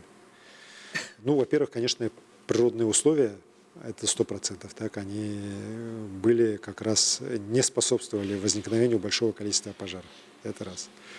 Второе, конечно, то, что президент в прошлом году после поездки в Якутск поддержал нас и нам в этом году средства были доведены до начала пожароопасного сезона, а не в конце, как всегда это было. Это резко изменило ситуацию по работе с авиакомпаниями, по проведению конкурсов, по набору дополнительных людей. То есть, когда у нас уже деньги были у наших учреждений, им гораздо было легче уже с контрагентами работать и разговаривать. В итоге также и правильно проведенные работы по вызову дождей, особенно вот по весне, когда пожары начали разгораться в мае месяце, да, мы тогда рано вызвали вот этот самолет, и он начал работать и помог как раз сбить ту волну по весне. Вот эти все факторы, они дали результат, и у нас, знаете, в прошлом году у нас 3 миллиона где-то сгорело, так, в этом году 160 тысяч гектар с небольшим, и то они в основном в очень удаленных местах. Почти, если я скажу 20 раз, я не сильно ошибусь, так, почти в 20 раз меньше.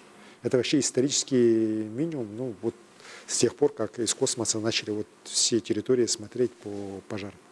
Вот эта величина. Далее, правильно говорите, у нас оперативность тушения в первые сутки, она резко выросла. Раньше это у нас всегда было там 24-25%. Вот сейчас она, еще окончательные цифры не получены, да, но она близка к 70%. Вот. Для нас это такая, знаете, очень серьезная, очень большая цифра. И, конечно, это результат большой работы. Вот мы все-таки после 2021 года сделали правильные выводы, правильно отрабатываем и на федеральном уровне, на региональном, на муниципальном, работаем как одна большая команда, и это дает свой результат. Вот. Но при этом, конечно, никаким образом нельзя расслабляться, потому что, конечно, пожары лесные – это всегда стихия, они могут, если их, как говорится, вовремя на них не прореагировать, они могут разрастись, и там уже никакими силами их не остановишь. Поэтому здесь мы все понимаем, и успехи этого сезона, это, конечно, да, это хорошо, но надо уже готовиться к следующему сезону. Александр Сергеевич, я хочу напомнить, что впервые в работе прямой линии мы задействуем новый мессенджер Макс, куда поступают сообщения. У нас есть не просто сообщения, а видео вопрос. Давайте его посмотрим. Александр Сергеевич, добрый вечер. Улица Хабарова. Закончили ремонт дороги, все лето строили. И вот так оставили ливневку выше уровня асфальта. Здесь просто будет болото при сильном дожде. Повлияйте, пожалуйста, на ситуацию. Спасибо за вопрос. Кстати говоря, мессенджеры Макс и аудио, и видео, оно очень хорошо работает. Вот, на удивление хорошо. Вот, надеюсь, и дальше будет также работать с высоким качеством. Вот по Хабарова. Мы сегодня как раз с Сергеем Николаевичем Григорьевым с утра встречались. Этот же вопрос последние дни очень активно муссируется так, в соцсетях, и я тоже смотрю, читаю их. И с Сергеем Николаевичем поговорил, потом с дорожниками поговорил. Ну, там ситуация понятная. Там не положен еще третий слой асфальта. Это, знаете, по своему опыту могу сказать, сантиметров 7-8. Вот, еще будет положено асфальт. И именно поэтому сейчас разметка, вот она желтым цветом, потому что это временная разметка. Вот потом положит третий, и потом уже должна лечь такая уже постоянная разметка белая. Компания «Рик Автодор» — это хорошая компания. Она у нас на многих объектах достойно себя показала. Уверен, что вот качество и ремонта и улицы Хабарова тоже будет на очень высоком уровне. Тем более после того, как вот сегодня мы с вами обратили на это внимание. Александр Сергеевич, еще один телефонный звонок. Добрый вечер. Здорово. Ага, мен ием сол сағалныты очараққа тұрбытат ортопедияға. Оны бұл солға коғатаға тіксебеті бет. Очарысы олағына 200 солға тәхәғат ден көпсейлер жонлар. Эти рақшытар ұлыстарда квотаны әлбәтірге, оны очарысы түргететерге тоғама үлі барар дооден вопроста. Мақтал болу. Вопрос, на самом деле, я уверен, что волнует тоже очень многих людей. Вопрос касается оказания медицинской помощи в части эндопротезирования.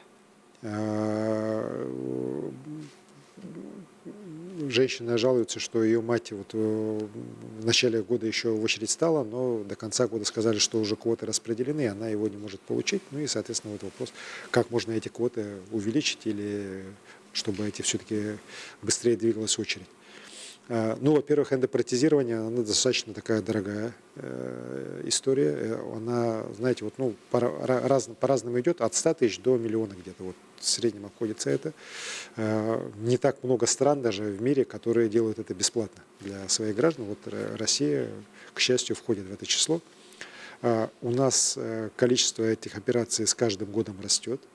Вот. Мы дальше будем уже его и не только здесь, в Якутске, но уже сейчас в других наших районных больницах распространять и делать. Конечно, есть вопросы, связанные в том числе и с нехваткой средств, которые из федерального бюджета к нам на эти задачи поступают. Вот. Здесь есть у нас подходы, связанные с... Еще раз говорю, вот с улучшением логистики, чтобы мы не в одном месте делали, а во многих местах делали. Ну и, конечно, с увеличением финансирования. Вот я обязательно посмотрю по данному случаю, что там было. Вот, уверен, что там телефон все зафиксировали. Ну а в целом мы, конечно, вот высокотехнологичную такую медицинскую помощь у себя на месте в Якутии должны как можно больше развивать. Ну, последние годы много сделано по кардиологии, по онкологии, ну вот и по ортопедии тоже мы должны здесь на месте не стоять, а должны двигаться вперед. Это людьми сегодня очень востребованная тоже такая услуга. Ну, еще одно частое сообщение из мессенджера Макс, волнующее жителей Якутска. Зачитываю. «Доколе мы будем ездить в автобусах, как селедка в банке, и мерзнуть, как строганина по полчаса на остановках? Почему не запускают дополнительные рейсы, если видят, что поток пассажиров большой?» Были бы автобусы, я уверен, обязательно запустили бы, так? Но, к сожалению, уже у нас проблема достаточно острая была по городу из-за нехватки средств на обновление автобусного парка. Мы в свое время эту тему с городом очень серьезно обсуждали, и мы приняли какое решение. Сначала вот с 2022 года мы в первую очередь обновили парк автобусный ЕПАКа, который работает на движении пригородном. Вот. После этого сейчас идет работа по субсидированию закупок автобусов в лизинг для уже частных компаний, которые работают. У нас 100 с лишним автобусов, 124 автобуса, по-моему, уже ранее поступило в город с 2022 года, вот эти красные автобусы, так называемые. Нормально себя хорошо показали Волгобасы. И сейчас работа Министерства транспорта Российской Федерации, Республики и города совместная с ГТЛК лизинговой компанией, она привела к тому, что до конца этого года еще 50 автобусов в город поступят. Они поступят именно для маршрутных автобусов внутри города. 15 уже должны быть сейчас до того, как переправа остановится, но и до конца года еще 35 поступит. Вот. Я считаю, что поступление этих автобусов, они, ну, как мне Евгений Николаевич докладывал, по разным направлениям они их уже распределяют с частными вот этими маршрутами со всеми уже договоренности есть, на какие маршруты эти автобусы будут работать. И, безусловно, это, ну, по крайней мере, на сегодняшний день вот остроту проблемы снизит. Потому что мне тоже фотографии отправляют, я тоже в том же Максе вижу, да, вот эти переполненные, особенно с пригородов. Город Якутск растет. Он быстро растет. Так, уже 400 тысяч человек. Ну и, соответственно, количество автобусов, их качество их работы, оно должно быть постоянно в поле зрения городской власти. Ну, город меня заверил, что с точки зрения наличия водителей вопросы все решены, там никаких проблем не будет. Ну, вот сейчас ждем автобуса и надеемся все-таки, что этой зимой, ну, вот людям, как вы сказали, мерзнуть на остановках не придется, так, дай бог. Ну, и дальше это будем с городом вместе отрабатывать. Александр Сергеевич, мы работаем в эфире уже около 3 часов. Не можем не коснуться демографических успехов нашей республики. Об этом подробно мы расскажем в следующем сюжете. Внимание на экран.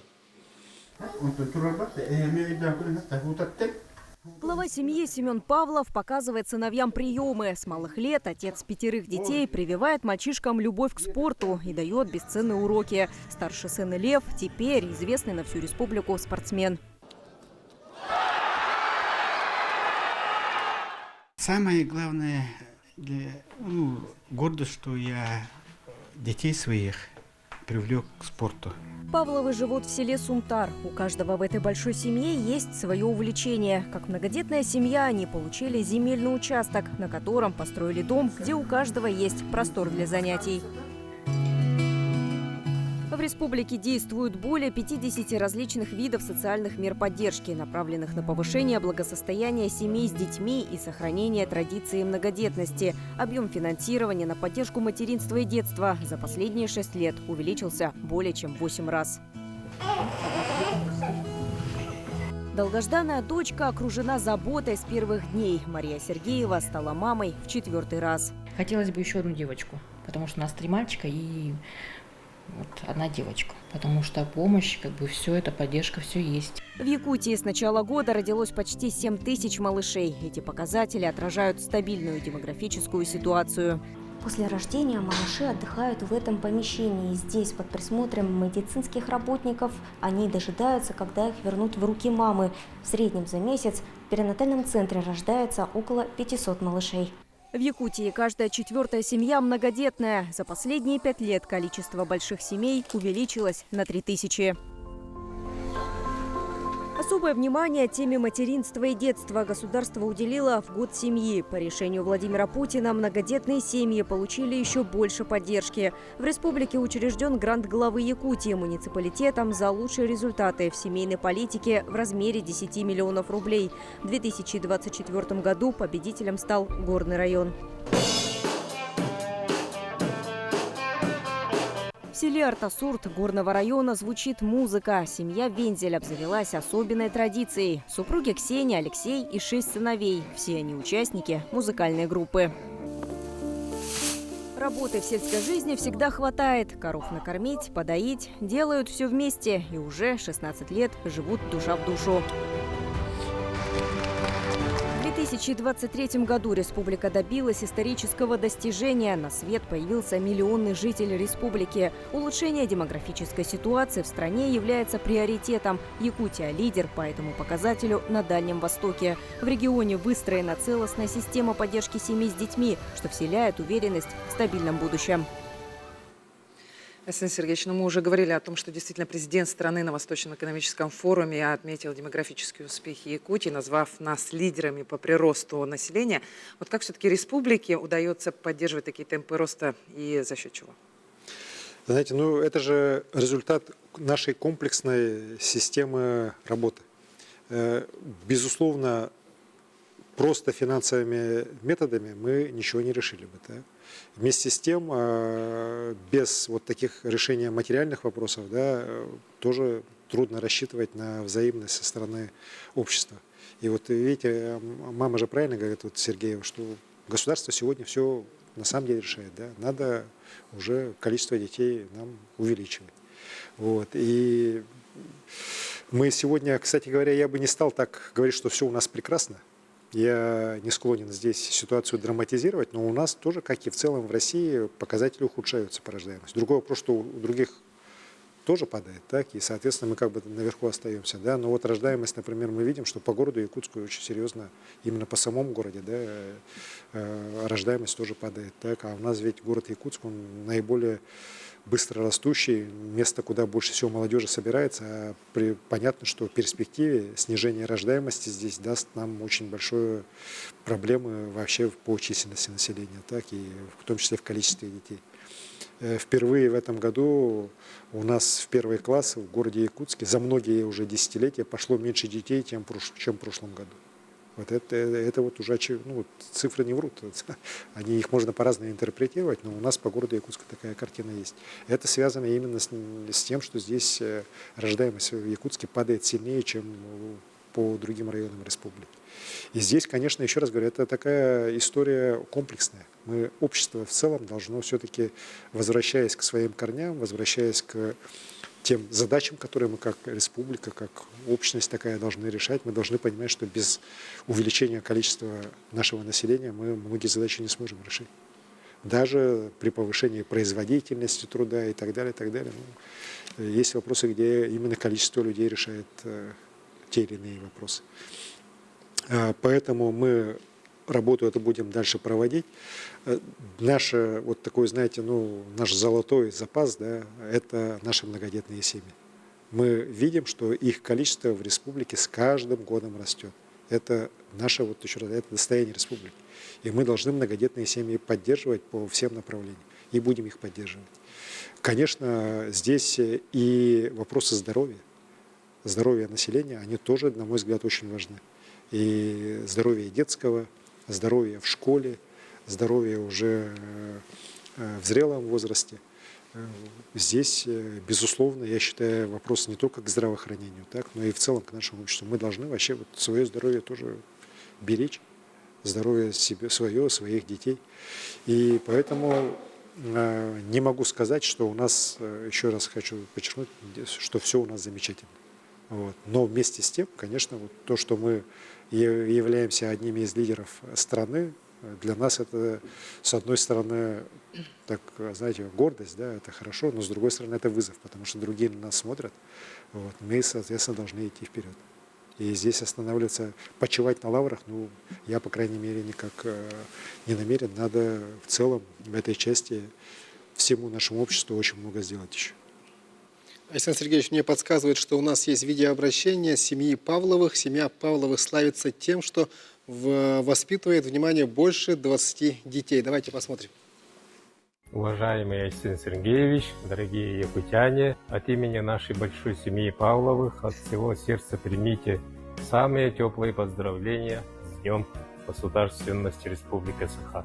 Как родители 28 детей, мы желаем, чтобы наша родная республика всегда оставалась самым теплым, надежным домом для каждого ее жителя, чтобы наши дети росли в мире и согласии. Арсений Сергеевич, мы, приемные семьи, хотели бы выразить вам особую благодарность за системную поддержку.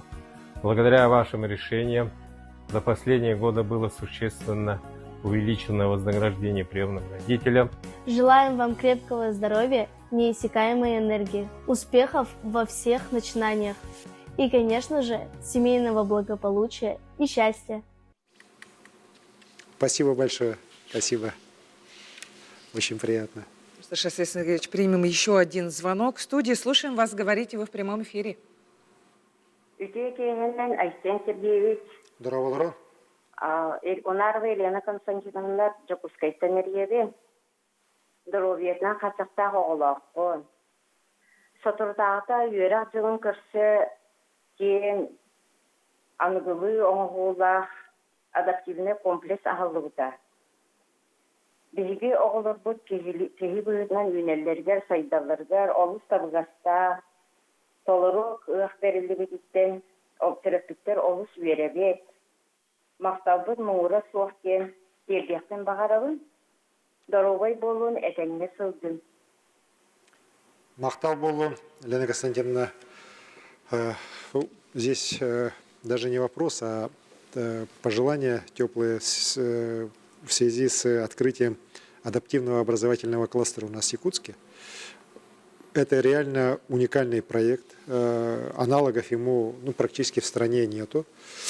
Я сам еще, когда был главой города, конечно, у нас тогда и деревянных школ, у нас и общеобразовательные школы были деревянные, и много было школ для детей с ограниченной возможностью, которые тоже были деревянные. И вот тогда как раз вопросы их уже переселения в новые здания мы активно поднимали, начинали решать, многое тогда сделали.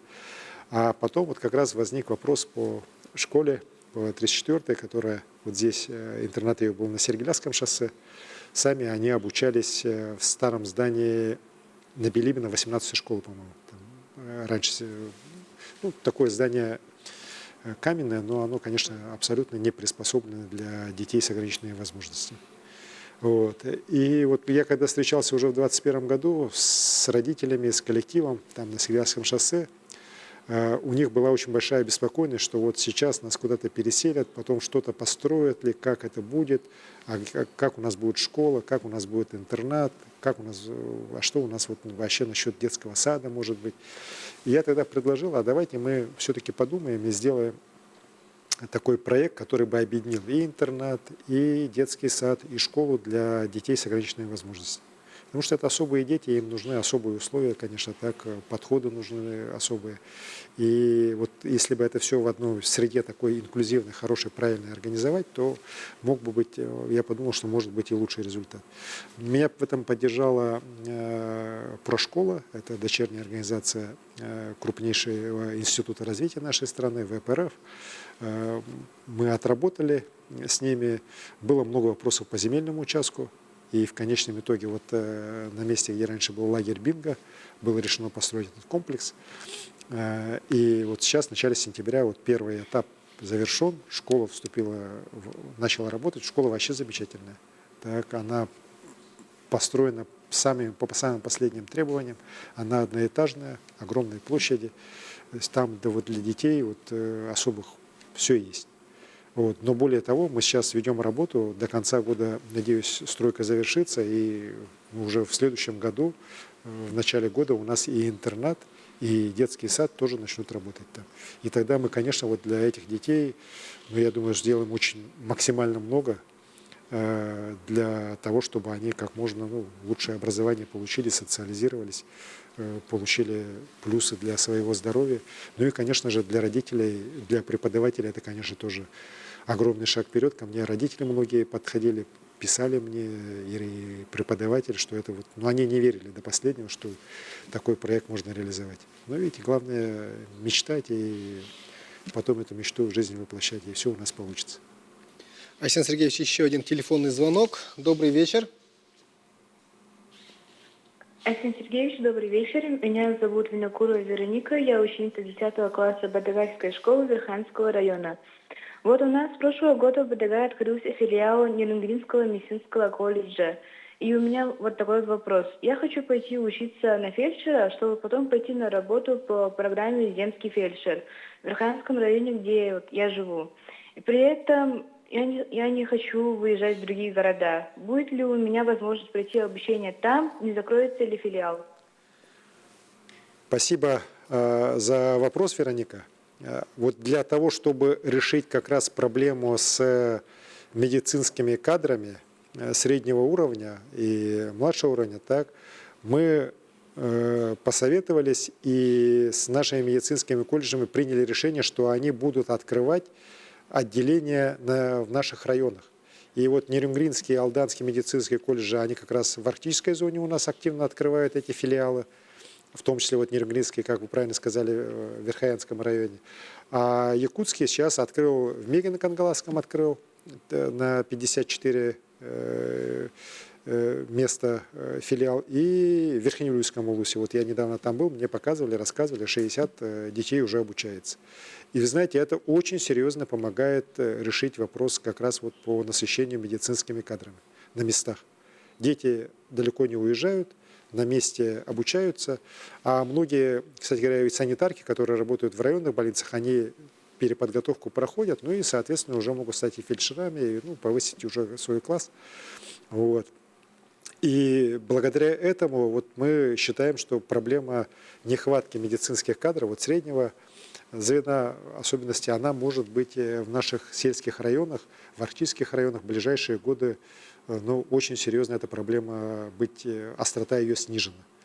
Поэтому не беспокойтесь, точно у вас этот филиал Нюрнбергского медколледжа будет работать по тем специальностям, по которым он открылся, и уверен, что у вас все получится. Вы сможете, не выезжая из своего родного района, на месте получить нужное вам образование и быть полезным своему родному Верхоянскому вузу. Александр Сергеевич, ну зачитаю еще одно сообщение от жителя столицы. В Якутске стало больше лжекафе и алкомаркетов. Из-за них допоздна молодежь на улицах. Это небезопасно и, конечно, плохо для самой молодежи. Когда наведут порядок? Ну, здесь есть несколько таких спорных моментов. Да? Я эти вопросы хорошо знаю.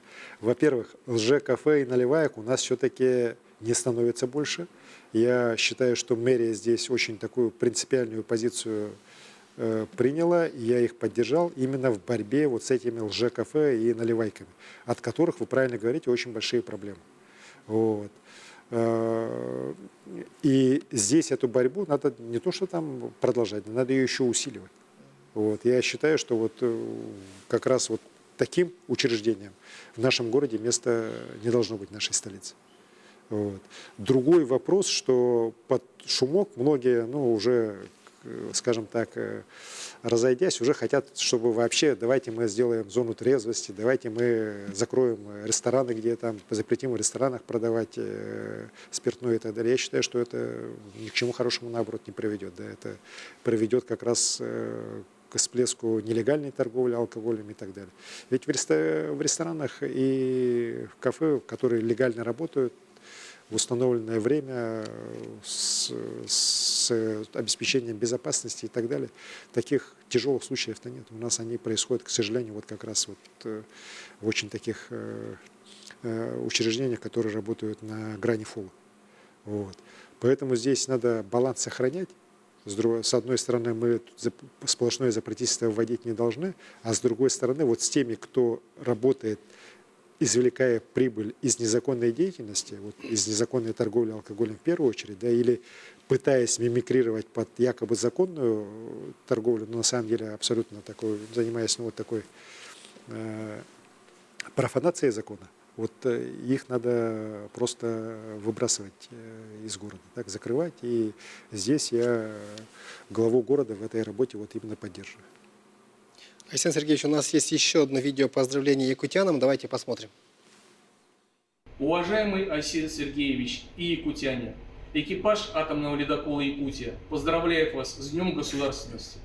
Для нашего экипажа Якутия на борту – это не просто название, это символ силы, стойкости и невероятной щедрости души, которым славится ваш народ.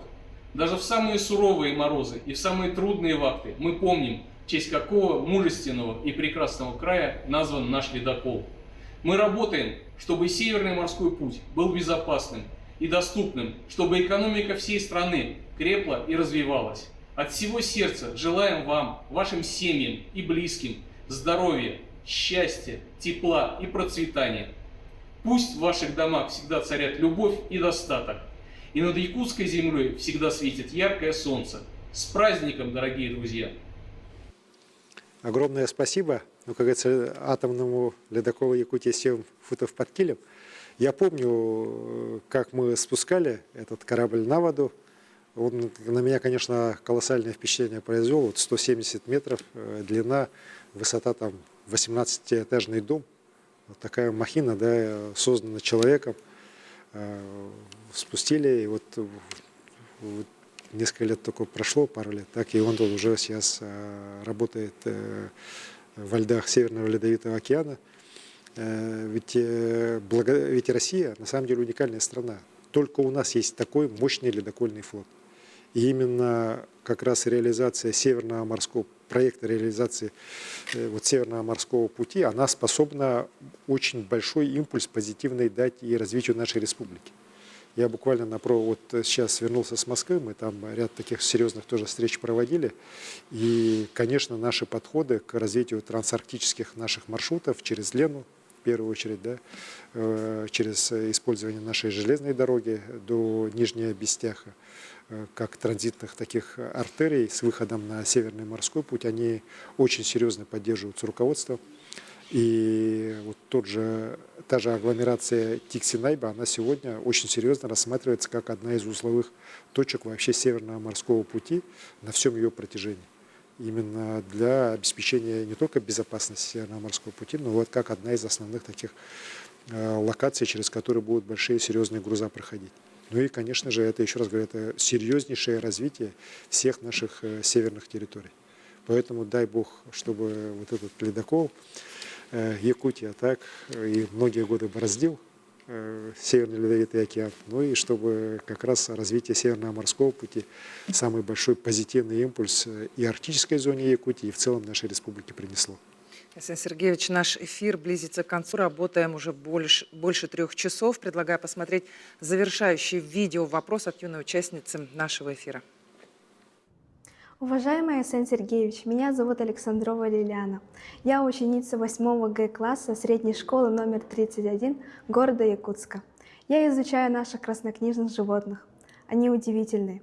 Например, стерхи влюбляются один раз и на всю жизнь. Для птиц и животных нет человеческих границ. Какие наши проекты по защите местной фауны могут быть интересны всему миру? Спасибо за вопрос. Вы знаете, вот сегодня мы открывали как раз ряд объектов. Знаете, республика же много строит. И раньше, помните, один объект открываем, уже большой праздник. Да, сейчас мы под День государства, вот сегодня 10 объектов у нас вступило в строй, самых разных. В том числе уникальная такая станция на Охотском перевозе, это в Тампонском районе, где это место чем уникально? Там достаточно все сужаются вот горы, и через это место пролетает в основном вот наша восточная популяция стерхов. То есть якутская так называемая популяция стерхов, она практически там вся летит. И это уникальное место как раз для наблюдения за пролетами их. И по весне, когда они летят в тундру, и сейчас вот осенью, когда они уже летят в Китай. И мы сейчас и с руководством вот нашего парка Каталык, который входит в парк уже Ленские столбы, с руководством Министерства природных ресурсов, с китайскими нашими коллегами обсуждаем о возможности номинирования вот всей этой территории, вот этого проекта большого пролета стерха, как природного наследия человечества в рамках программ ЮНЕСКО. Как ни странно, вот именно такой вот межгосударственный проект, да, и проект, связанный с пролетом такой уникальной птицы, как стерх, краснокнижной, мировой такой птицы, да, известной, а он, оказывается, имеет все шансы все-таки быть номинированным и такую получить, ну, звание именно как природное наследие. Мы будем над этим работать и уверен, что какие-то общие подходы мы найдем, но в любом случае я хочу сказать, что здесь благодаря многолетней работе наших экологов, и здесь я хочу им огромное спасибо сказать, за вот эти десятилетия с момента создания резервата Каталык, с момента начала вот очень серьезной работы по сохранению стерха, мы сделали вообще удивительную вещь. Ведь в начале 90-х годов стерхов у нас в Якутии было всего лишь порядка 300 стерхов. А сейчас, вот по подсчетам и китайских ученых, и российских ученых, эта популяция выросла где-то до 7 тысяч. Вот. То есть стерх у нас уже становится его много, так? Его уже видят, много видят. Так? А в то же время западносибирская популяция, западная популяция стерха, она практически сегодня уже находится в зоне исчезновения. Их осталось там всего лишь несколько десятков. И сейчас как раз от нас из Якутии туда перевозят яйца стерха, вот в этом году забирали, например, да, для того, чтобы вывести птенцов, для того, чтобы ту популяцию попытаться спасти. Вот. И вот еще раз, это результат огромной многолетней работы наших ученых, наших экологов, работников национальных парков. И, конечно, мы должны такие проекты защищать, должны их развивать. Я вот недавно ездил как раз вот в Нижнеколымский район, мы же там белыми медведями тоже занимались. Да? Я столько про белых медведей узнал, сколько в жизни до этого не знал. Так меня ученые просветили.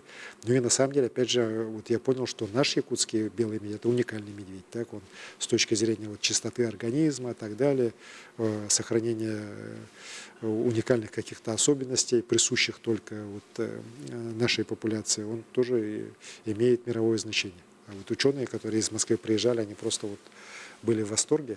И, конечно, очень радовались, что нам удалось вот медведицу усыпить, и ошейник повесить, там анализы все взять. Они говорят, что для российской науки, для мировой науки это тоже такое большое серьезное дело. Вот поэтому вот девочка сказала, что какие проекты, да, у нас много проектов. Вот самое главное – любить природу. И вот чем больше мы изучаем, чем больше мы читаем, вот в школьном возрасте как раз про уникальные наши места, про природу Якутии, тем больше мы вот в будущем будем для нее делать. Поэтому молодец, что интересуется, но и уверен, что из нее выйдет тот человек, который сделает еще новые открытия для мировой науки.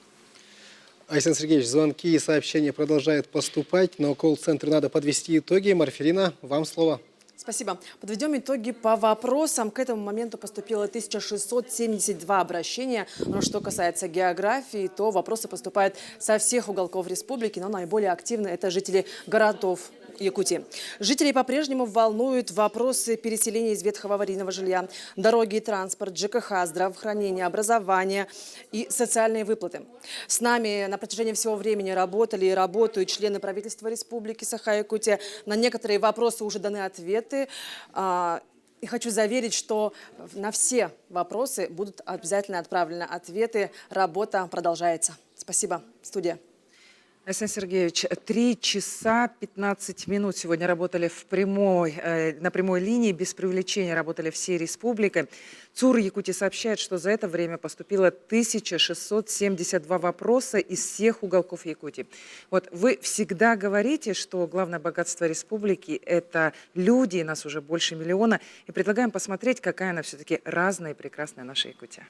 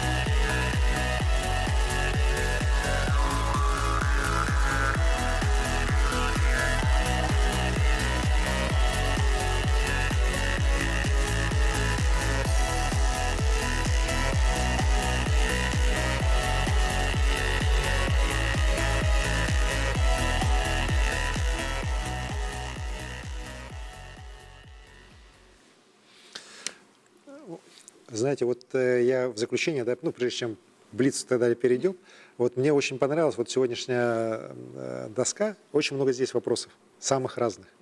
И эти вопросы, они жизненные, они волнуют жителей нашей республики, конкретных поселков, городов, сел. Я вот прошу, чтобы главы муниципалитетов, главы руководители учреждений, руководители министерств, ведомств на эти вопросы очень самое серьезное внимание обратили. Потому что многие вопросы, я понимаю, что они есть, и их решить на самом деле это просто нужна определенная, управленческие какие-то решения. Так? Без денег, без и так далее это можно решить. Вот. Поэтому просьба обратить самое серьезное внимание, чтобы люди, по крайней мере, ответы на них от власти получали. Ну и традиционный блиц. Сколько совещаний у вас за день бывает? Это хороший вопрос. Вы знаете, вопрос же не в совещаниях, потому что у главы республики есть и протокольные мероприятия. Вот мы с вами сегодня, Алена, были на протокольном мероприятии, где я вам в числе лучших людей республики вручал государственную награду. Поздравляем. Вот. Да, поздравляю вас. и благодарю за работу.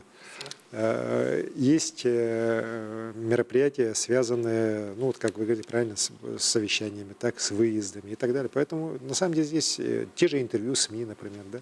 Поэтому здесь я всегда считаю по тем, как говорится, активностям, которые есть, знаете, иногда бывает разное. Вот сегодня у меня очень хороший день, у меня всего их 5.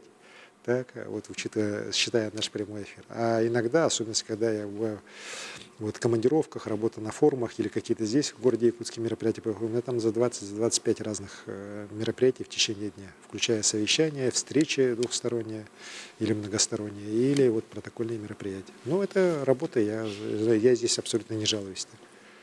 Айсен Сергеевич, в чем сила Якутии? Сила Якутии, конечно же, в людях. В ее людях, потому что, ну, это же известное выражение. Люди дороже алмазов. Да?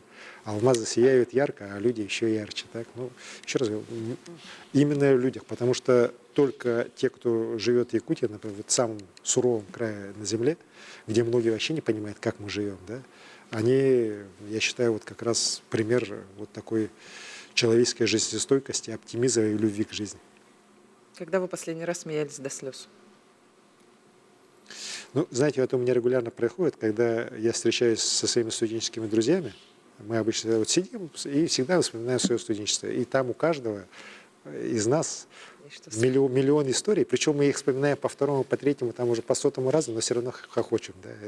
И, ну, не так часто это бывает, к сожалению, но все равно я стараюсь с друзьями так время от времени встречаться по праздникам каким-нибудь и вот вспоминать просто, знаете, вот просто свою юность, свою молодость. И очень много веселого всегда вспоминаю.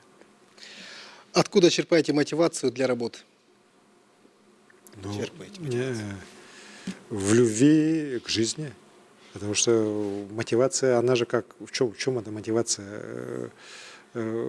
Я давал присягу, я давал клятву народу Якутии работать в его интересах. Так? Ну, большей мотивации, по-моему, придумать трудно. Так? И, соответственно, я должен делать... Я даже об этом не думал. Я вот в этой части, знаете, я понимаю, что мы обязаны делать эту работу, делать ее лучше, лучше и лучше. Когда вы в последний раз писали письмо от руки? Вы знаете, вот до недавнего времени я ответил, что это было очень давно, но в этом году у меня же дочка школу закончила, и вот родительский комитет попросил нас всех родителей детям на выпускной написать от руки, кто открытку, кто, говорит, если хочет, письмо об этом дне, о ребенке, свои чувства. Ну, супруга поручила это дело мне. Вот, я решил, думаю, напишу там чуть-чуть, а потом как-то разошелся и написал вот очень несколько страниц. Оказалось, 2 родителя, которые вот такой, знаете, серьезный труд написали. Ну, конечно, я был очень растроган, потому что дочка прочитала, потом куда-то исчезла с выпускной. Я думаю, что случилось, мало ли что. Пошли искать, а она там сидит на диванчике, плачет. Вот, настолько, мы с ней тоже посидели, поплакались. Айсен Сергеевич, что для вас сейчас в жизни главное? Вы знаете, наверное, я здесь не буду оригинален, да, для всех нас самое главное, чтобы мы быстрее победили. Вот, и наши ребята домой вернулись с победой. Поверьте, другой, более важной задачи для нас нет. И для меня тоже. А вы вообще жесткий руководитель? Не, я не могу себя сказать, что я жесткий, я справедливый. Если я понимаю, что человек делает несправедливо, я могу быть очень жестким. А если я вижу, что он может что-то делать не так немножко, так, но, по крайней мере, не из каких-то там плохих соображений и так далее, научить человека надо. Лучше человеку помочь, подсказать, поддержать, а дальше уже видно будет. Ну что ж, мы благодарим вас, Айсен Сергеевич, и жителей республики за участие в эфире. Дорогие телезрители, еще раз всех поздравляем с Днем государственности республики. До встречи в эфире. До свидания.